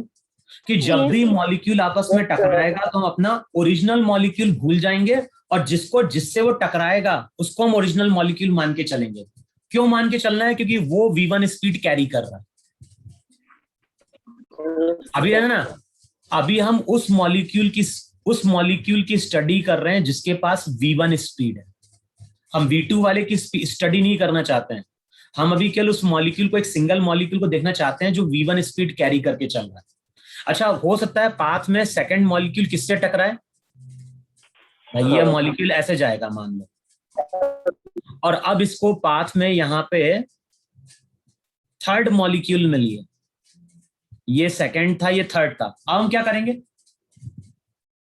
थर्ड को मानेंगे सर। अब हम सेकंड को भूल जाएंगे, अब सेकंड को भूल जाएंगे, हम थर्ड को अपना ओरिजिनल मॉलिक्यूल मानेंगे। Yes sir. Yes, sir. इसका मतलब है कि कंटेनर में बहुत सारे मॉलिक्यूल हैं लेकिन वो मॉलिक्यूल टकराएंगे, तो हमें कोई इससे फर्क पड़ेगा क्या? No sir. No, नहीं sir. पड़ेगा, क्योंकि हम तो जो नया मॉलिक्यूल रहेगा उसी को अपन क्या करेंगे? ओरिजिनल मॉलिक्यूल मान के चलेंगे वहां पे। Yes, sir. इतना क्लियर हो गया ना सबको वहां पे? Yes, sir. तो मॉलिक्यूल आपस में टकराएगा तो हमें उससे कोई मतलब नहीं है। अच्छा, अब हम लोग डेरिवेशन पे आ रहे हैं वहां पे।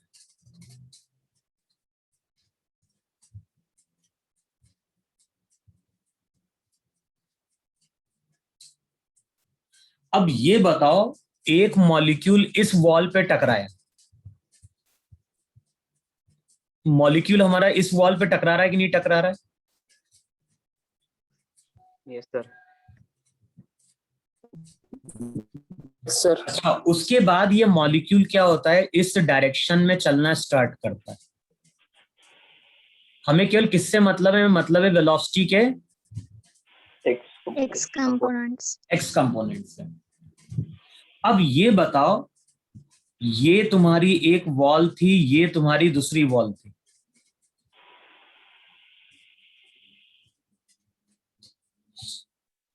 अच्छा, अब जब ये मॉलिक्यूल टकराएगा तो तब मोमेंटम में चेंज कितना है? एक सिंगल मॉलिक्यूल की बात कर रहा हूं। देखो y और z पैरेलल कंपोनेंट में कोई चेंज आया क्या? No, sir. नहीं sir. नहीं आया।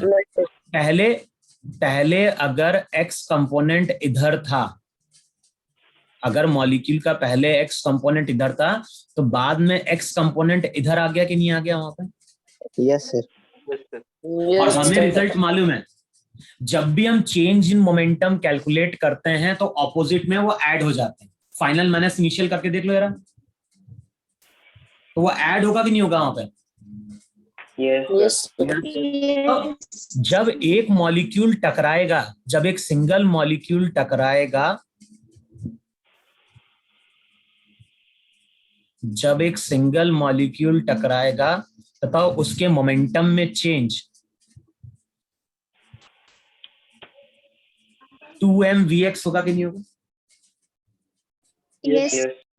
Yes. देखो ऐसा होगा कि नहीं होगा? जब एक मॉलिक्यूल टकराएगा तो उसका मोमेंटम में चेंज आएगा 2mvx। अब देखो इसको vx1 बोलो जरा।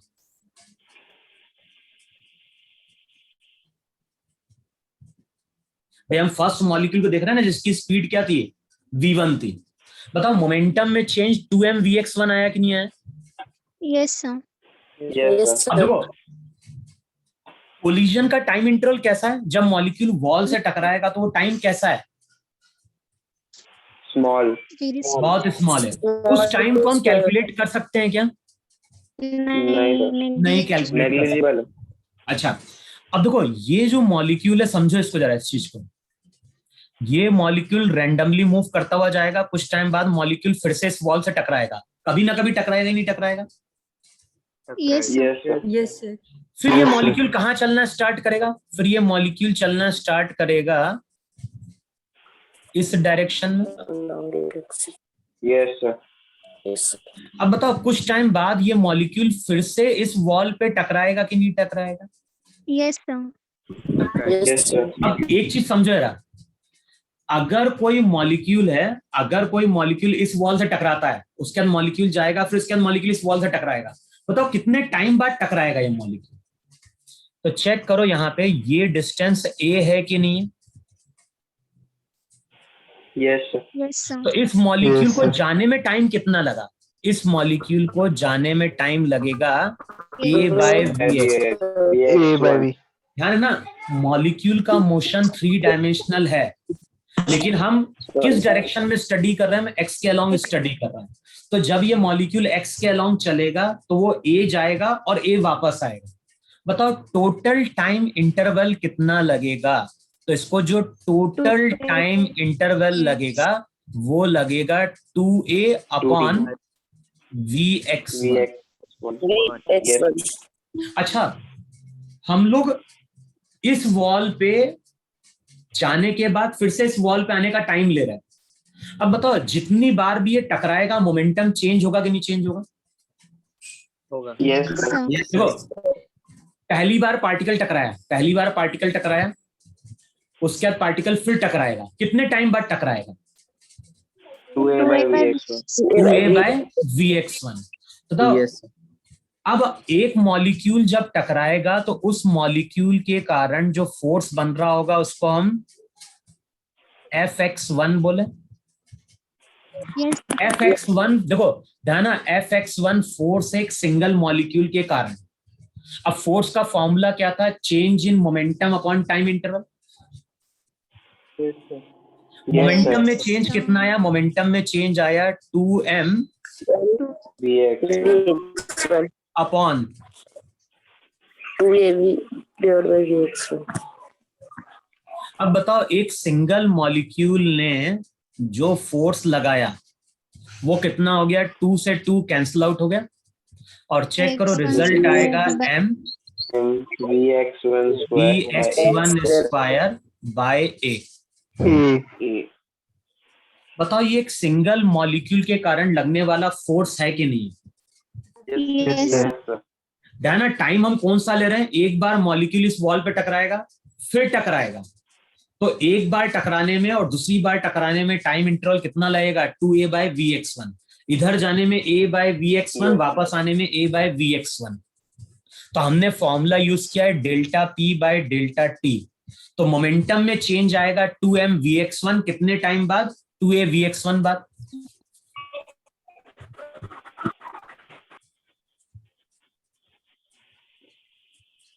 Yes, sir. देखो इतना समझ में आया नहीं समझ में आया? Yes, sir. Yes, sir. Yes, sir. Yes, sir. अच्छा, ये फोर्स एक सिंगल मॉलिक्यूल ने अप्लाई किया नहीं अप्लाई किया? Yes, sir. Yes, sir. अब यहाँ पे कितने मॉलिक्यूल्स हैं? N. Amen. Capital N. अब Yes. हर मॉलिक्यूल की स्पीड अलग अलग है कि नहीं है? Yes. Yes, sir. अच्छा देखो जरा, मैं टोटल फोर्स का एक्स कंपोनेंट कैलकुलेट करना चाहता हूं, तो चेक करो फर्स्ट मॉलिक्यूल के लिए m Vx1 square. एक minute m vx1 square by a। दूसरा मॉलिक्यूल कितना लगाएगा? M And Vx2 VX square by अब ऐसे n नंबर ऑफ मॉलिक्यूल्स होंगे कि नहीं होंगे? हम Yes, ऐसा sir. लिख सकते हैं m yes, sir. VXN square over A. VXN Yes, sir. बताओ इतना है कि नहीं है वहां पे? Yes, sir.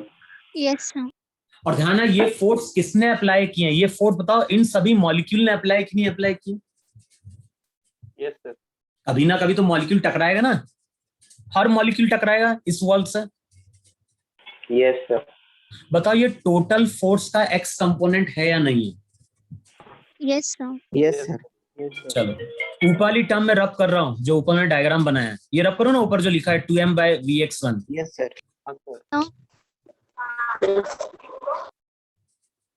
अच्छा,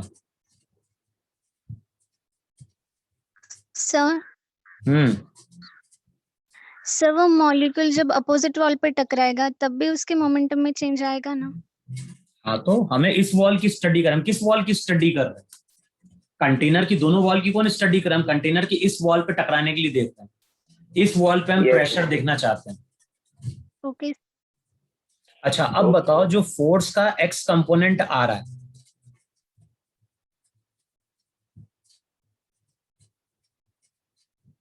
अच्छा अब यहाँ पे क्या चीज कॉमन है? m by M by M m by by A तो वहां पे कॉमन है कि नहीं? अच्छा, अब एक काम करें, हम Yes, यहाँ sir. पे क्या कर रहे हैं, n से मल्टीप्लाई कर दे रहे हैं Yes, sir. और n से डिवाइड कर दे रहे हैं। तो vx1 square, vx2 square, Vxn square vxn का square by n. by n. yes बताओ, sir. ऐसा लिख सकते हैं, लिख सकते हैं? Yes, sir. Yes, Listen. Yes, sir. sound.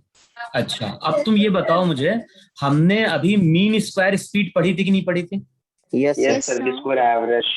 अब बताओ ये क्या है? vx1 का स्क्वायर, vx2 का स्क्वायर, vxn का स्क्वायर डिवाइडेड बाय n। तो ये सभी मॉलिक्यूल की वेलोसिटी के x कंपोनेंट के स्क्वायर की एवरेज वैल्यू है कि नहीं? Yes, sir. Yes sir. Yes. तो अब जो फोर्स Yes. का x कंपोनेंट होगा उसको मैं ऐसा लिख सकता हूं क्या, m into capital n M.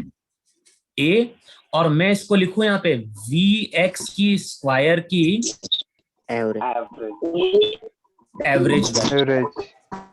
Yes Sir, वो capital M. यहाँ पे जितने ही मॉलिक्यूल्स हैं सबकी वेलोसिटी के x कंपोनेंट की स्क्वायर की ये एवरेज वैल्यू है। Yes, sir. sir, m into n को capital M में लिख सकते हैं ना? Yes, sir. क्या Small m into Total mass, capital sir. N को. Mn. क्या बोल रहे हो तुम? वो बाद में लिखेंगे, अभी आइए बोल रहा हूँ कि वेलोसिटी का जो भी vx1 स्क्वायर vx2 स्क्वायर सबको ऐड करेंगे तो ये वेलोसिटी के x कंपोनेंट की स्क्वायर की एवरेज वैल्यू है कि नहीं? Yes sir. अच्छा, अब ये तो ये टोटल फोर्स लग रहा है, Yes, नहीं लग sir. रहा है ये टोटल फोर्स बताओ इस डायरेक्शन में लगेगा ही नहीं लगेगा वॉल पे? Yes, sir. Yes sir. भाई मॉलिक्यूल पे लेफ्ट की ओर लगेगा तो मॉलिक्यूल उतना ही फोर्स वॉल पे एक्स के अलोंग लगाएगा। अच्छा, ये एक्स फोर्स जो रहेगा वो कितने एरिया पे लग रहा होगा? ए स्क्वायर पे। तो अब ध्यान रखना है यहाँ पे प्रेशर का जो, हम प्रेशर किस डायरेक्शन में देख रहे हैं अभी? एक्स के अलोंग देख रहे हैं। X square. X. तो जो भी प्रेशर रहेगा, प्रेशर हो जाएगा वहां पे force upon area. By area. अब बताओ वैल्यू पुट करोगे तो रिजल्ट क्या बन जाएगा? रिजल्ट बन जाएगा m into n upon A cube. A cube into velocity के A x cube, कंपोनेंट के स्क्वायर की average value. Value.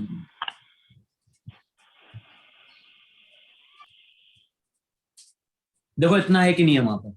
Yes. Yes, sir. Yes, sir. अच्छा बताओ ए क्यूब क्या है? A cube volume of the Volume container है कि नहीं है? Yes, Yes, sir. sir. Yes Yes. sir. Volume. और ध्यान ना, जो कंटेनर का वॉल्यूम होगा बताओ वही गैस का वॉल्यूम होगा कि नहीं होगा? Yes, sir. Yes Yes, sir. Yes, sir. है कि नहीं? तो अब देखो यहाँ पे हम ये बोलेंगे कि नहीं बोलेंगे कि जो भी प्रेशर है एक्स के अलोंग, Yes sir. जो भी एक्स के अलोंग प्रेशर हो गया m इंटू एन, तो टोटल मास ऑफ गैस हो गया कि नहीं हो गया? Yes sir. ए क्यूब हो गया volume of the gas. Container. अबे जो कंटेनर का होगा वही तो गैस का वॉल्यूम होगा ना, Yes, sir. इनटू Yes, हो yes. जाएगा वेलोसिटी के एक्स कंपोनेंट के स्क्वायर की Average. Average. Average value. ये प्रेशर एक्स के अलोंग है कि नहीं? Yes, Yes. sir. रब कर रहा हूं Yes, ऊपर वाली टर्म। Yes, sir. अच्छा, अब ये बताओ, जिस तरह से मैंने प्रेशर कैलकुलेट किया है एक्स के अलोंग, उसी तरह से तो मॉलिक्यूल्स जो रहेंगे, बताओ मॉलिक्यूल्स तो इस वॉल से भी टकराएंगे ही नहीं टकराएंगे? Yes sir. Yes sir. एक मिनट रुको, मॉलिक्यूल इस वॉल से टकराएगा, बताओ जब मॉलिक्यूल इस वॉल से टकराएगा तो प्रेशर किस डायरेक्शन में मिलेगा? सर को इस Positive. डायरेक्शन में जब मॉलिक्यूल Negative टकराएगा तो direction. वाई के अलोंग बनेगा ही नहीं बनेगा प्रेशर? Yes sir. अब Yes, चेक sir. करो जरा, जो हमने x के अलोंग प्रेशर लिखा है वो हमने क्या लिखा है? Mass of gas upon volume into था वेलोसिटी के x कंपोनेंट के स्क्वायर की। Average value. अच्छा, तो जब ये मॉलिक्यूल y के अलोंग प्रेशर लगाएगा तो हम वहां पे लिखेंगे m/v, सेम वैसे ही कैलकुलेट करेंगे। अब x की जगह हम कौन सा कंपोनेंट लेंगे? Y Vy component. square. vy square की एवरेज वैल्यू। Average value. अच्छा, मॉलिक्यूल इस डायरेक्शन में भी टकराएगा नहीं टकराएगा? इस वॉल से भी टकराएगा नहीं टकराएगा? Yes yes sir. Sir. Yes, जब sir. मॉलिक्यूल इस डायरेक्शन टकराएगा तो z के अलोंग प्रेशर क्रिएट करेगा, और Yes, sir, z positive. के अलोंग जो प्रेशर रहेगा वो हो जाएगा m/v into Vz square average. vz का स्क्वायर इंटू एवरेज वैल्यू। बताओ, यही गैस का प्रेशर x के अलोंग, y के अलोंग और z के अलोंग बनेगा कि नहीं बनेगा? Yes sir. Yes. ये इस डायरेक्शन में जब मॉलिक्यूल टकराएगा तो x के अलोंग प्रेशर क्रिएट करेगा, इस डायरेक्शन में टकराएगा तो y के अलोंग क्रिएट करेगा, इस डायरेक्शन टकराएगा तो z के अलोंग प्रेशर क्रिएट कर रहा हो। अच्छा, किसी भी गैस की बात करें तो प्रेशर तो हर डायरेक्शन में क्या होता है? सेम होता है या अलग अलग होता है? सेम। सेम होता है। भाई जब हम कभी बोलते हैं कि गैस का प्रेशर 2 एटमॉस्फेरिक है, इसका मतलब है मॉलिक्यूल किसी भी वॉल पे टकराए प्रेशर तो उतना ही बनेगा वहां पे। तो हमें ये Yes, sir. प्रॉपर्टी मालूम है कि जो प्रेशर है, प्रेशर तो हर डायरेक्शन में क्या है? सेम है। अब बताओ, Yes. प्रेशर अगर हर डायरेक्शन में सेम है तो हमारी वैल्यू क्या निकल के आ गई? हमारी वैल्यू निकल के आ गई कि Vx स्क्वायर की एवरेज वैल्यू किसके बराबर है? Vy square average equal to equals to Vz square. बताओ, ये वैल्यू बन रही कि नहीं बन रही? Yes sir. Yes, sir. अब ध्यान ना, प्रेशर हर डायरेक्शन में सेम है, तो प्रेशर अगर हर डायरेक्शन में सेम है तो उसको हम P मान ले कि नहीं मान ले? Yes. Yes sir. अच्छा, मैं फिर से ऊपर जा रहा हूँ, रब करूं इतना जो लेफ्ट साइड मैंने लिखा है। Yes sir. अच्छा, जो लेफ्ट साइड लिखा है इसको अगर हम रब करें तो हम क्या कर रहे हैं? हमें तो ये मालूम चल गया कि हर डायरेक्शन में प्रेशर क्या है? सेम है। तो किसी भी एक डायरेक्शन में अगर तुम प्रेशर कैलकुलेट करोगे तो प्रेशर का फॉर्मूला क्या हो गया? प्रेशर का फॉर्मूला हो गया total mass of gas volume, On volume into और ये वेलोसिटी के x स्क्वायर की। बताओ, ऐसा लिखेंगे नहीं लिखेंगे? हर डायरेक्शन में प्रेशर सेम है तो x y z के अलोंग p है तो p मैंने डिनोट कर दिया प्रेशर। बताओ, इतना क्लियर हो वहां पे? Yes sir.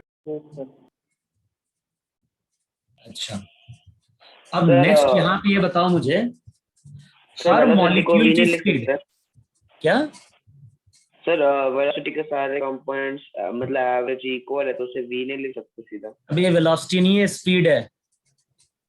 स्पीड भाई। अब देखो, ये तो हमने लिखा है vx स्क्वायर एवरेज। ये क्या है? किसी भी एक मॉलिक्यूल की वेलोसिटी के x कंपोनेंट के स्क्वायर की एवरेज वैल्यू है कि नहीं? Yes sir. Yes sir. अच्छा बताओ, हमारे पास गैस के n नंबर ऑफ मॉलिक्यूल्स हैं कि नहीं है? Yes, sir. Yes, sir. अगर मैं सभी मॉलिक्यूल की, देखो इस टर्म को देखो रहा, अब तुम जरा, फर्स्ट मॉलिक्यूल की स्पीड का स्क्वायर v1, सेकंड मॉलिक्यूल की स्पीड का स्क्वायर v2,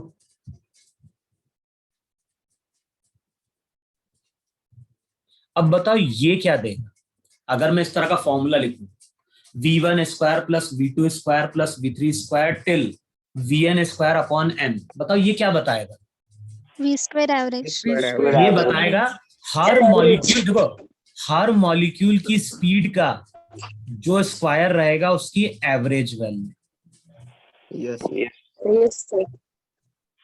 भाई हर मॉलिक्यूल की स्पीड अलग अलग है, अगर हम उसके स्क्वायर की बात कर रहे हैं तो उसके स्क्वायर की एवरेज वैल्यू यही होगी कि नहीं होगी वहां पे? Yes, sir. Yes. अच्छा वैल्यू पुट करो। Yes, sir. अब देखो v1 की वैल्यू यहां से पुट करेगा, तो v1 की वैल्यू जब पुट करने जाओगे स्क्वायर कर दें Okay. Yes. तो ये हो जाएगा vx1 square plus vy1 square plus Z. Plus फिर v2 की जगह क्या पुट करेंगे? v2 स्क्वायर की जगह तो वहां तुम पुट करोगे vx2 का स्क्वायर vy2 का स्क्वायर। अब ये राइट साइड वाली टर्म में रब कर रहा हूं इतनी, एक मिनट,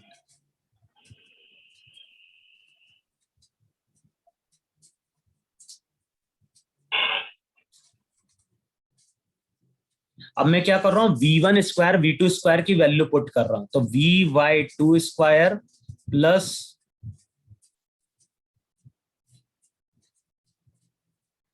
लास्ट में n वाली टर्म आएगी नहीं आएगी? Yes, sir. तो ये हो जाएगा vxn का स्क्वायर vyn का स्क्वायर vzn का स्क्वायर और whole divided by N. n है कि नहीं है? Yes, sir. अच्छा x वाली टर्म अब तुम कॉमन ले सकते हो नहीं ले सकते हो? Yes, sir. जैसे ये वाली टर्म तुमने कॉमन ली तो ये क्या देगा? Vx square average. Vx square average. Along देखो X. चेक करो, ये टर्म चेक करो, अगर x वाली टर्म कॉमन लोगे तो ये तुम्हें देगा vx स्क्वायर की एवरेज वैल्यू। अच्छा y वाली टर्म कॉमन ले तो डिवाइडेड बाय n, तो ये देगा वेलोसिटी के y कंपोनेंट के स्क्वायर की Average value. अच्छा z वाले को ले सकते हैं नहीं ले सकते हैं? Yes, sir. ये क्या देगा? Yes, sir. ये देगा वेलोसिटी के z कंपोनेंट के स्क्वायर की, Average. और ये किसके बराबर? ये दे रहा है हर मॉलिक्यूल के वेलोसिटी के स्क्वायर की एवरेज वैल्यू। Yes, अच्छा sir. अब ये चीज देखो, तो ये चीज हम पहले ही प्रूव कर चुके नहीं प्रूव कर चुके हैं कि गैस का प्रेशर तो हर डायरेक्शन में सेम है, Yes, sir. तो vx स्क्वायर की एवरेज वैल्यू vy स्क्वायर की एवरेज वैल्यू के बराबर है, vz स्क्वायर की एवरेज वैल्यू के बराबर है। तो इसको हम ऐसा लिख सकते हैं, लिख Yes. सकते हैं कि 3 टाइम्स वेलोसिटी के Vx x square. स्क्वायर की एवरेज वैल्यू, ये देगा Yes. सभी मॉलिक्यूल के वेलोसिटी के स्क्वायर की average value. Yes, sir. Yes. इतना आ गया कि नहीं आ गया समझ में? अब यहां से फाइनली हमें Yes. मिल गया क्या? प्रेशर का फॉर्मूला। तो Sir. फाइनली जो प्रेशर का फॉर्मूला निकल के आ रहा है P हो जाएगा वहां पे m टोटल मास, V हो गया टोटल वॉल्यूम, और बताओ वेलोसिटी का जो x स्क्वायर है उसकी जो एवरेज वैल्यू होगी वो हो जाएगी v स्क्वायर की average value divided by 3। Right. 3. Sir हाँ डिवाइड बाय n भी आएगा ना? टाइप एन आएगा, एन यहाँ पे ले लिया ना सबके साथ, तभी तो वेलोसिटी का एक्स स्क्वायर का एवरेज वैल्यू बनेगी। हाँ yes sir yes.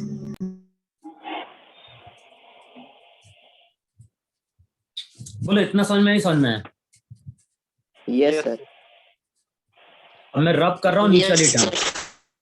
Sir m by v को अरे रुको ना यार, एम बाई वी को अभी क्या लिखेंगे, बात की बात है। अब इतना नोट डाउन किए, नोट डाउन किए? Yes sir okay.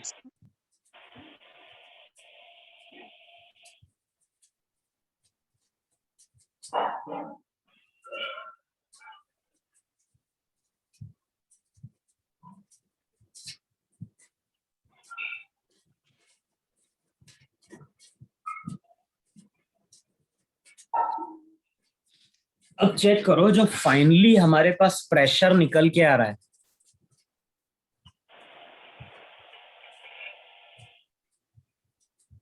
एम क्या हो गया? एम तो वहां पे टोटल मास था, उसको हमने क्या लिखा? उसको हमने लिखा m into n upon v, total volume, by 3 into v square की एवरेज वैल्यू। यस तो यही गैस का वहां पे क्या है? प्रेशर है।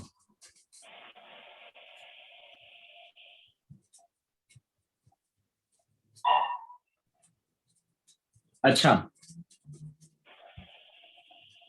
अब हम लोग पढ़ रहे हैं यहाँ पे आइडियल गैस, और आइडियल गैस में हम लोग रिलेशन क्या यूज करते थे? आइडियल गैस में हम रिलेशन यूज करते हैं, P अगर गैस का प्रेशर है, V वॉल्यूम है, तो PV इक्वल्स टू nRT लिखते हैं, या फिर कुछ बुक में हम लोग म्यू भी लिखते हैं, PV equals to mu RT।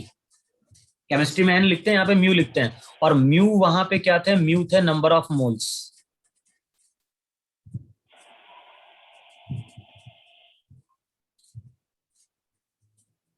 तो यूज करते हैं, यूज करते हैं फॉर्मूला। Yes sir. हाँ सर। Yes sir. अच्छा, अब ये भी मालूम होगा कि जो म्यू रहता है, म्यू को हम लिखते थे weight in gram upon molecular weight. Yes sir. तो मान लो एक टर्म Yes, sir. डिफाइन करो वहां पे m नॉट, या तो इसको स्मॉल, देखो दोनों इसको डिनोट करो m नॉट, और m नॉट को हम बोल रहे हैं मॉलिक्यूलर वेट। 3 टर्म यूज कर रहे हैं, एक तो हम टर्म यूज कर रहे हैं स्मॉल m। स्मॉल m क्या हो गया? Mass of single molecule. n क्या हो गया? Mass of gas. n हो गया number of molecules. Capital M total mass of the gas, और m नॉट हो गया molecular weight. Yes. Molecular weight. Yes sir. अच्छा, अब बताओ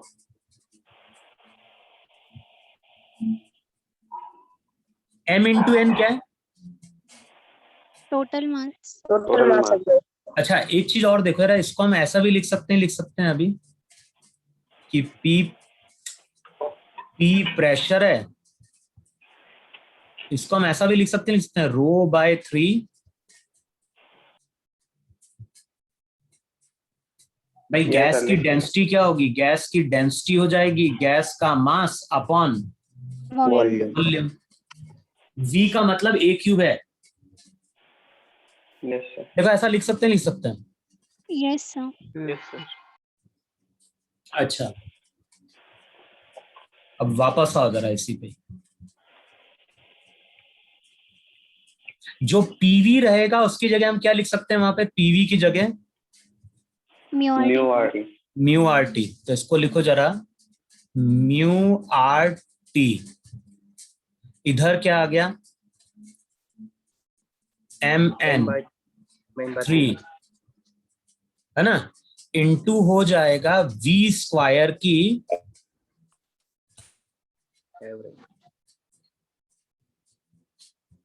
बताओ, ये V स्क्वायर की एवरेज वैल्यू है कि नहीं है? Yes yes sir. सर। अच्छा, म्यू को क्या लिख सकते हैं वहां पे? Weight upon molecular wait. हाँ, तो म्यू की जगह, एक मिनट रुको जरा, अब म्यू की जगह तुम लिखने जा रहे हो, तो म्यू की जगह तुमने लिखा वहां पे weight in gram. Mn. m अपॉन m not RT, m into n capital capital M, ये हो जाएगा v स्क्वायर की एवरेज वैल्यू। अब m से m कैंसिल आउट होगा, यस होगा नहीं वहां? Yes, sir. Yes, sir. अब टर्म तुम्हारी क्या बनने जा रही है? अब टर्म तुम्हारी बनने जा रही है वहां, अब टर्म तुम्हारी बनने जा रही है v स्क्वायर की एवरेज वैल्यू, Average. किसके बराबर? v VRT स्क्वायर की by जो v स्क्वायर की जो एवरेज वैल्यू होती है वो हो जाती है 3RT bye By m। M0। अच्छा बताओ ये क्या दे रहा है? ये दे रहा है V v square। स्क्वायर की एवरेज वैल्यू दे रहा है कि नहीं दे रहा है? Yes, yes sir. ये v दे रहा है कि v स्क्वायर दे रहा है? ये formula V square. Yes, V sir. Square. अब ये देखो, अब ध्यान ना, ये दे रहा है मुझे v स्क्वायर और मुझे यहां से v स्क्वायर से v कैलकुलेट करना है। तो v स्क्वायर से अगर v कैलकुलेट करना होगा तो दोनों साइड हम क्या लगाएंगे? Square. अंडर रूट लगाएंगे। अरे स्क्वायर कौन लगाएंगे? v स्क्वायर दिया है, Under. v स्क्वायर sir, से under मुझे v कैलकुलेट करना है तो अंडर रूट लगाएंगे ना दोनों side. Yes Yes, sir. sir. अब बताओ ये क्या बन गया? लेफ्ट हैंड साइड वाली टर्म, जो लेफ्ट हैंड VRMS। साइड वाली टर्म होगी, VRMS. देखो स्पीड का स्क्वायर उसका एवरेज फिर रूट, तो ये VRMS बन गया कि नहीं बन गया? Yes sir. और VRMS का फॉर्मूला निकल के आ गया वहां पे कितना? √3RT bye m0। अब समझ में आया VRMS हम लोग पढ़ते क्यों हैं? क्योंकि ये जो फॉर्मूला रहता है ये फॉर्मूला हमें v स्क्वायर देता है और v स्क्वायर से अगर हमें v कैलकुलेट करना है तो उस टर्म को हम नाम देते हैं VRMS। भाई जो हमने फॉर्मूला यूज किया है, फॉर्मूले से हमें मॉलिक्यूल की स्पीड नहीं मिल रही है, हमें क्या मिल रहा है? हमें मॉलिक्यूल की वेलोसिटी के स्क्वायर की एवरेज वैल्यू मिल रही है। अब वहां से अगर मुझे v कैलकुलेट करना है तो उस टर्म को हम नाम देते हैं VRMS। इतना समझ में है नहीं समझ में है? Yes, sir. अच्छा, अब जो VRMS है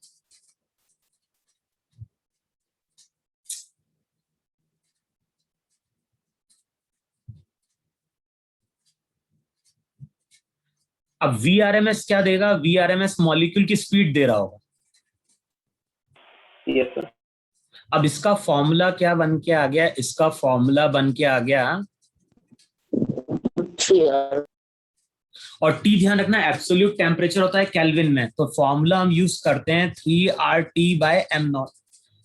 और m0 क्या है वहां पे? Molecular weight. Molecular weight.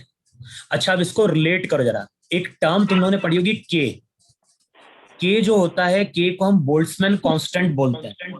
Yes, sir. Yes पढ़ा ही नहीं पढ़ा है? Yes, और sir. K की Yes, sir, वैल्यू पढ़ा है। होती है R by NA। And yes, sir. अब इसी फॉर्मूले को VRMS को तुम बोल्ट्जमैन कांस्टेंट से रिलेट करो। Yes sir. बताओ कैसे रिलेट करोगे वहां? सर m0 की जगह पुट कर सकते हैं। m0 क्या है? मॉलिक्यूलर वेट है कि नहीं है? Yes, sir. Yes sir. और मॉलिक्यूलर वेट का मतलब क्या होता है? Mass into mole. मास एक मोल का मास ना। यस और Yes, एक sir. मोल में कितने Yes, sir. पार्टिकल होते हैं? एक मोल में होते हैं Na। Na particle, Na. Party. और एक पार्टिकल Yes, का sir. मास m है कि नहीं है? M. Yes, Yes, sir. sir. Yes तो सर। MO Yes, sir. जो मॉलिक्यूलर वेट है उसकी वैल्यू अब पुट कर दें वहां पे, तो ये हो जाएगा 3RT और m0 की जगह लिखो Na इंटू m, और R बाय Na का मतलब क्या हो गया? K। तो फॉर्मूला जो निकल के आता है वो आता है 3KT बाय m। एम।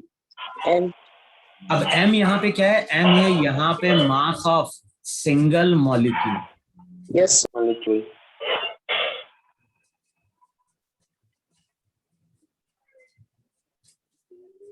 बताओ इतना समझ में नहीं समझ में? Yes, sir. Yes, sir. Yes, sir.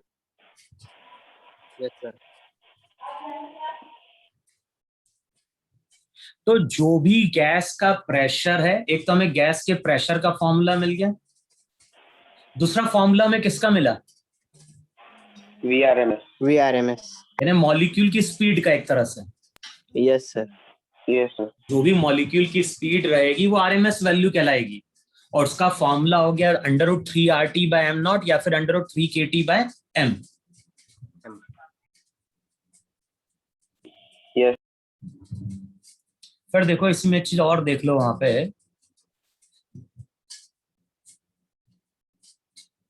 अच्छा जितने भी मॉलिक्यूल्स हैं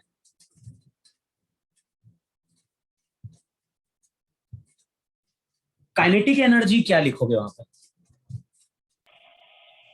Half m n देखो V square average. एक चीज देखो जरा, जो काइनेटिक एनर्जी देखेंगे फॉर्मूला क्या होगा? Half m Half m v1 square plus half m v v2 square.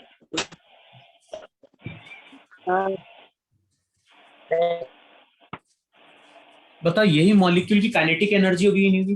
Total kinetic energy. Yes, sir. Yes, sir. Yes, sir. अच्छा टोटल काइनेटिक एनर्जी में जाओ, इसको हाफ m तो बाहर निकाल लो वहां पे। M और n.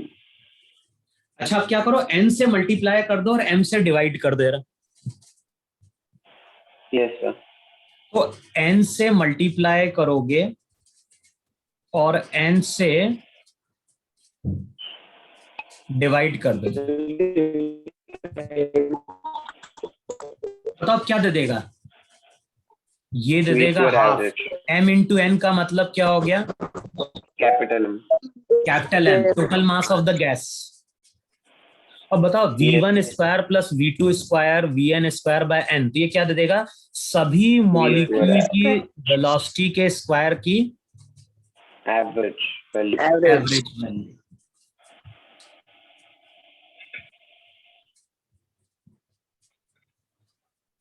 Yes, sir. बताओ ये गैस की टोटल काइनेटिक एनर्जी होगी कि नहीं होगी वहां पे? Yes, Yes, sir. Yes, Yes, sir. sir. हम ये ध्यान है ना, हमने एक मॉलिक्यूल की काइनेटिक एनर्जी नहीं कैलकुलेट करी, हमने किसकी कैलकुलेट करी है? Total gas. पूरी गैस की काइनेटिक एनर्जी कैलकुलेट करी है।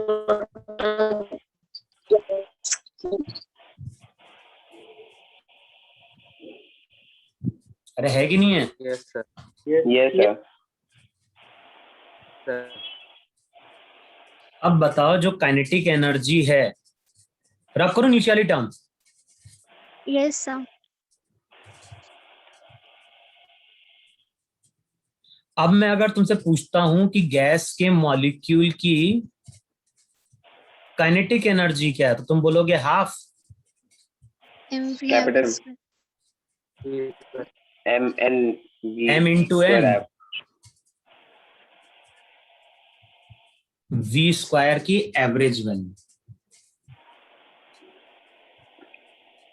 देखो Yes, ये कि नहीं है वहां पे? अच्छा अब इससे पहले चेक करो v स्क्वायर की एवरेज वैल्यू क्या है? VRMS क्या है? √3 Under root V square average. अच्छा v स्क्वायर एवरेज की वैल्यू क्या निकल के आई थी? एक बार चेक करो v 3RT square by average M0. 3RT by M0. कितना? तो इसको हम लिख सकते हैं 3RT by half M0. Half M into m into n, और v स्क्वायर एवरेज ये था, 3RT इसको by KT से भी M0. रिलेट कर सकते हैं, 3KT Yes, sir. By m। M. 350 by M. Yes, sir.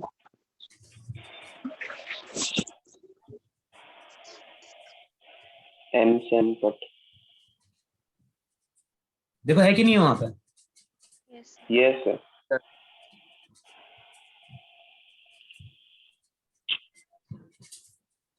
अब बताओ काइनेटिक एनर्जी किस पे डिपेंड कर? Temperature Temperature.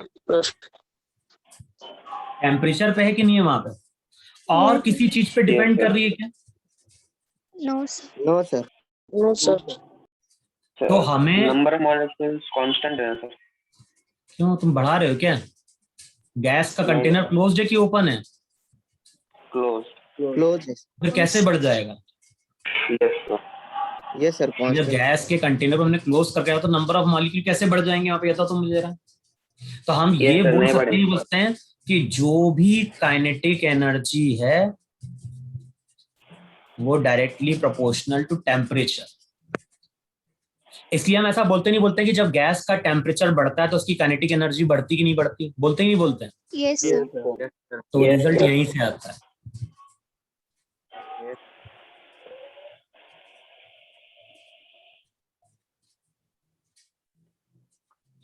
इतनी चीज क्लियर हुई कि नहीं क्लियर हुई?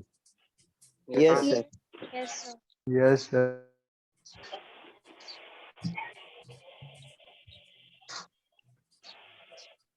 अच्छा, अब ये भी क्लियर हो रहा है कि वी स्क्वायर की एवरेज वैल्यू किस पे डिपेंड करती है? टेम्परेचर। Sir. Temperature. ये तो हम ऑलरेडी प्रूव कर चुके हैं ना। वी स्क्वायर की एवरेज वैल्यू क्या थी? एक मिनट रुको जरा, 3 एक चीज और देखो जरा। ये काइनेटिक एनर्जी है कि नहीं गैस की? Yes sir. ये गैस की काइनेटिक एनर्जी है ना।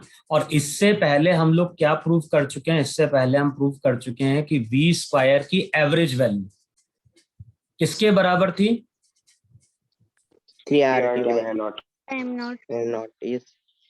3RT by m नॉट बोल सकते हैं, या फिर 3KT by एम। m भी बोल सकते हैं। अब k कांस्टेंट है, m कांस्टेंट है, 3 कांस्टेंट है, तो हम यहाँ पे ये नहीं बोलते हैं कि वी स्क्वायर की एवरेज वैल्यू टेम्परेचर पे डिपेंडेंट है कि नहीं?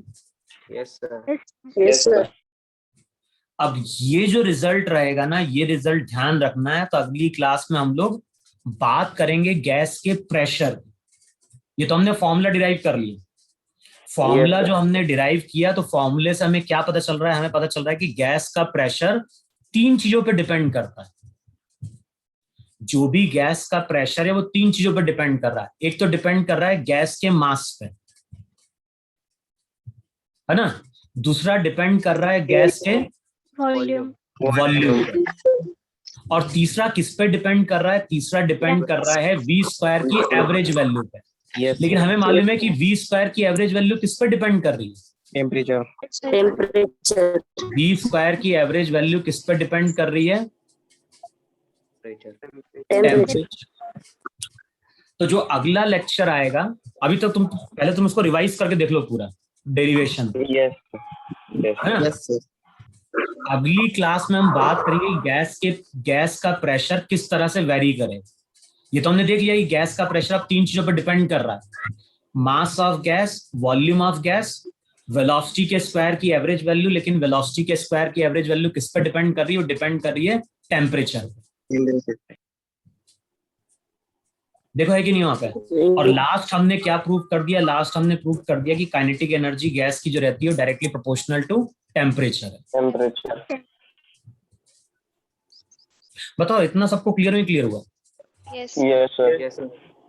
कल क्लास का टाइमिंग क्या है? सर। 10:30। उसके बाद Sir, किसी क्लास है क्या 10:30 तुमको? हाँ? क्या? तो हाँ, sir, कल जो 10:30 पे है, हाँ. एक मिनट रुको, टाइम टेबल देखने दो मुझे यार। सर आप वीडियो लेक्चर नहीं भेजने वाले क्या? अभी तो नहीं, तो बंद है अभी सब। सर इसका वेडनेसडे, आज recorded वेडनेसडे है ना, थर्सडे। सर अच्छा, कल किसी क्लास तो है नहीं ना मेरी क्लास के बाद ना?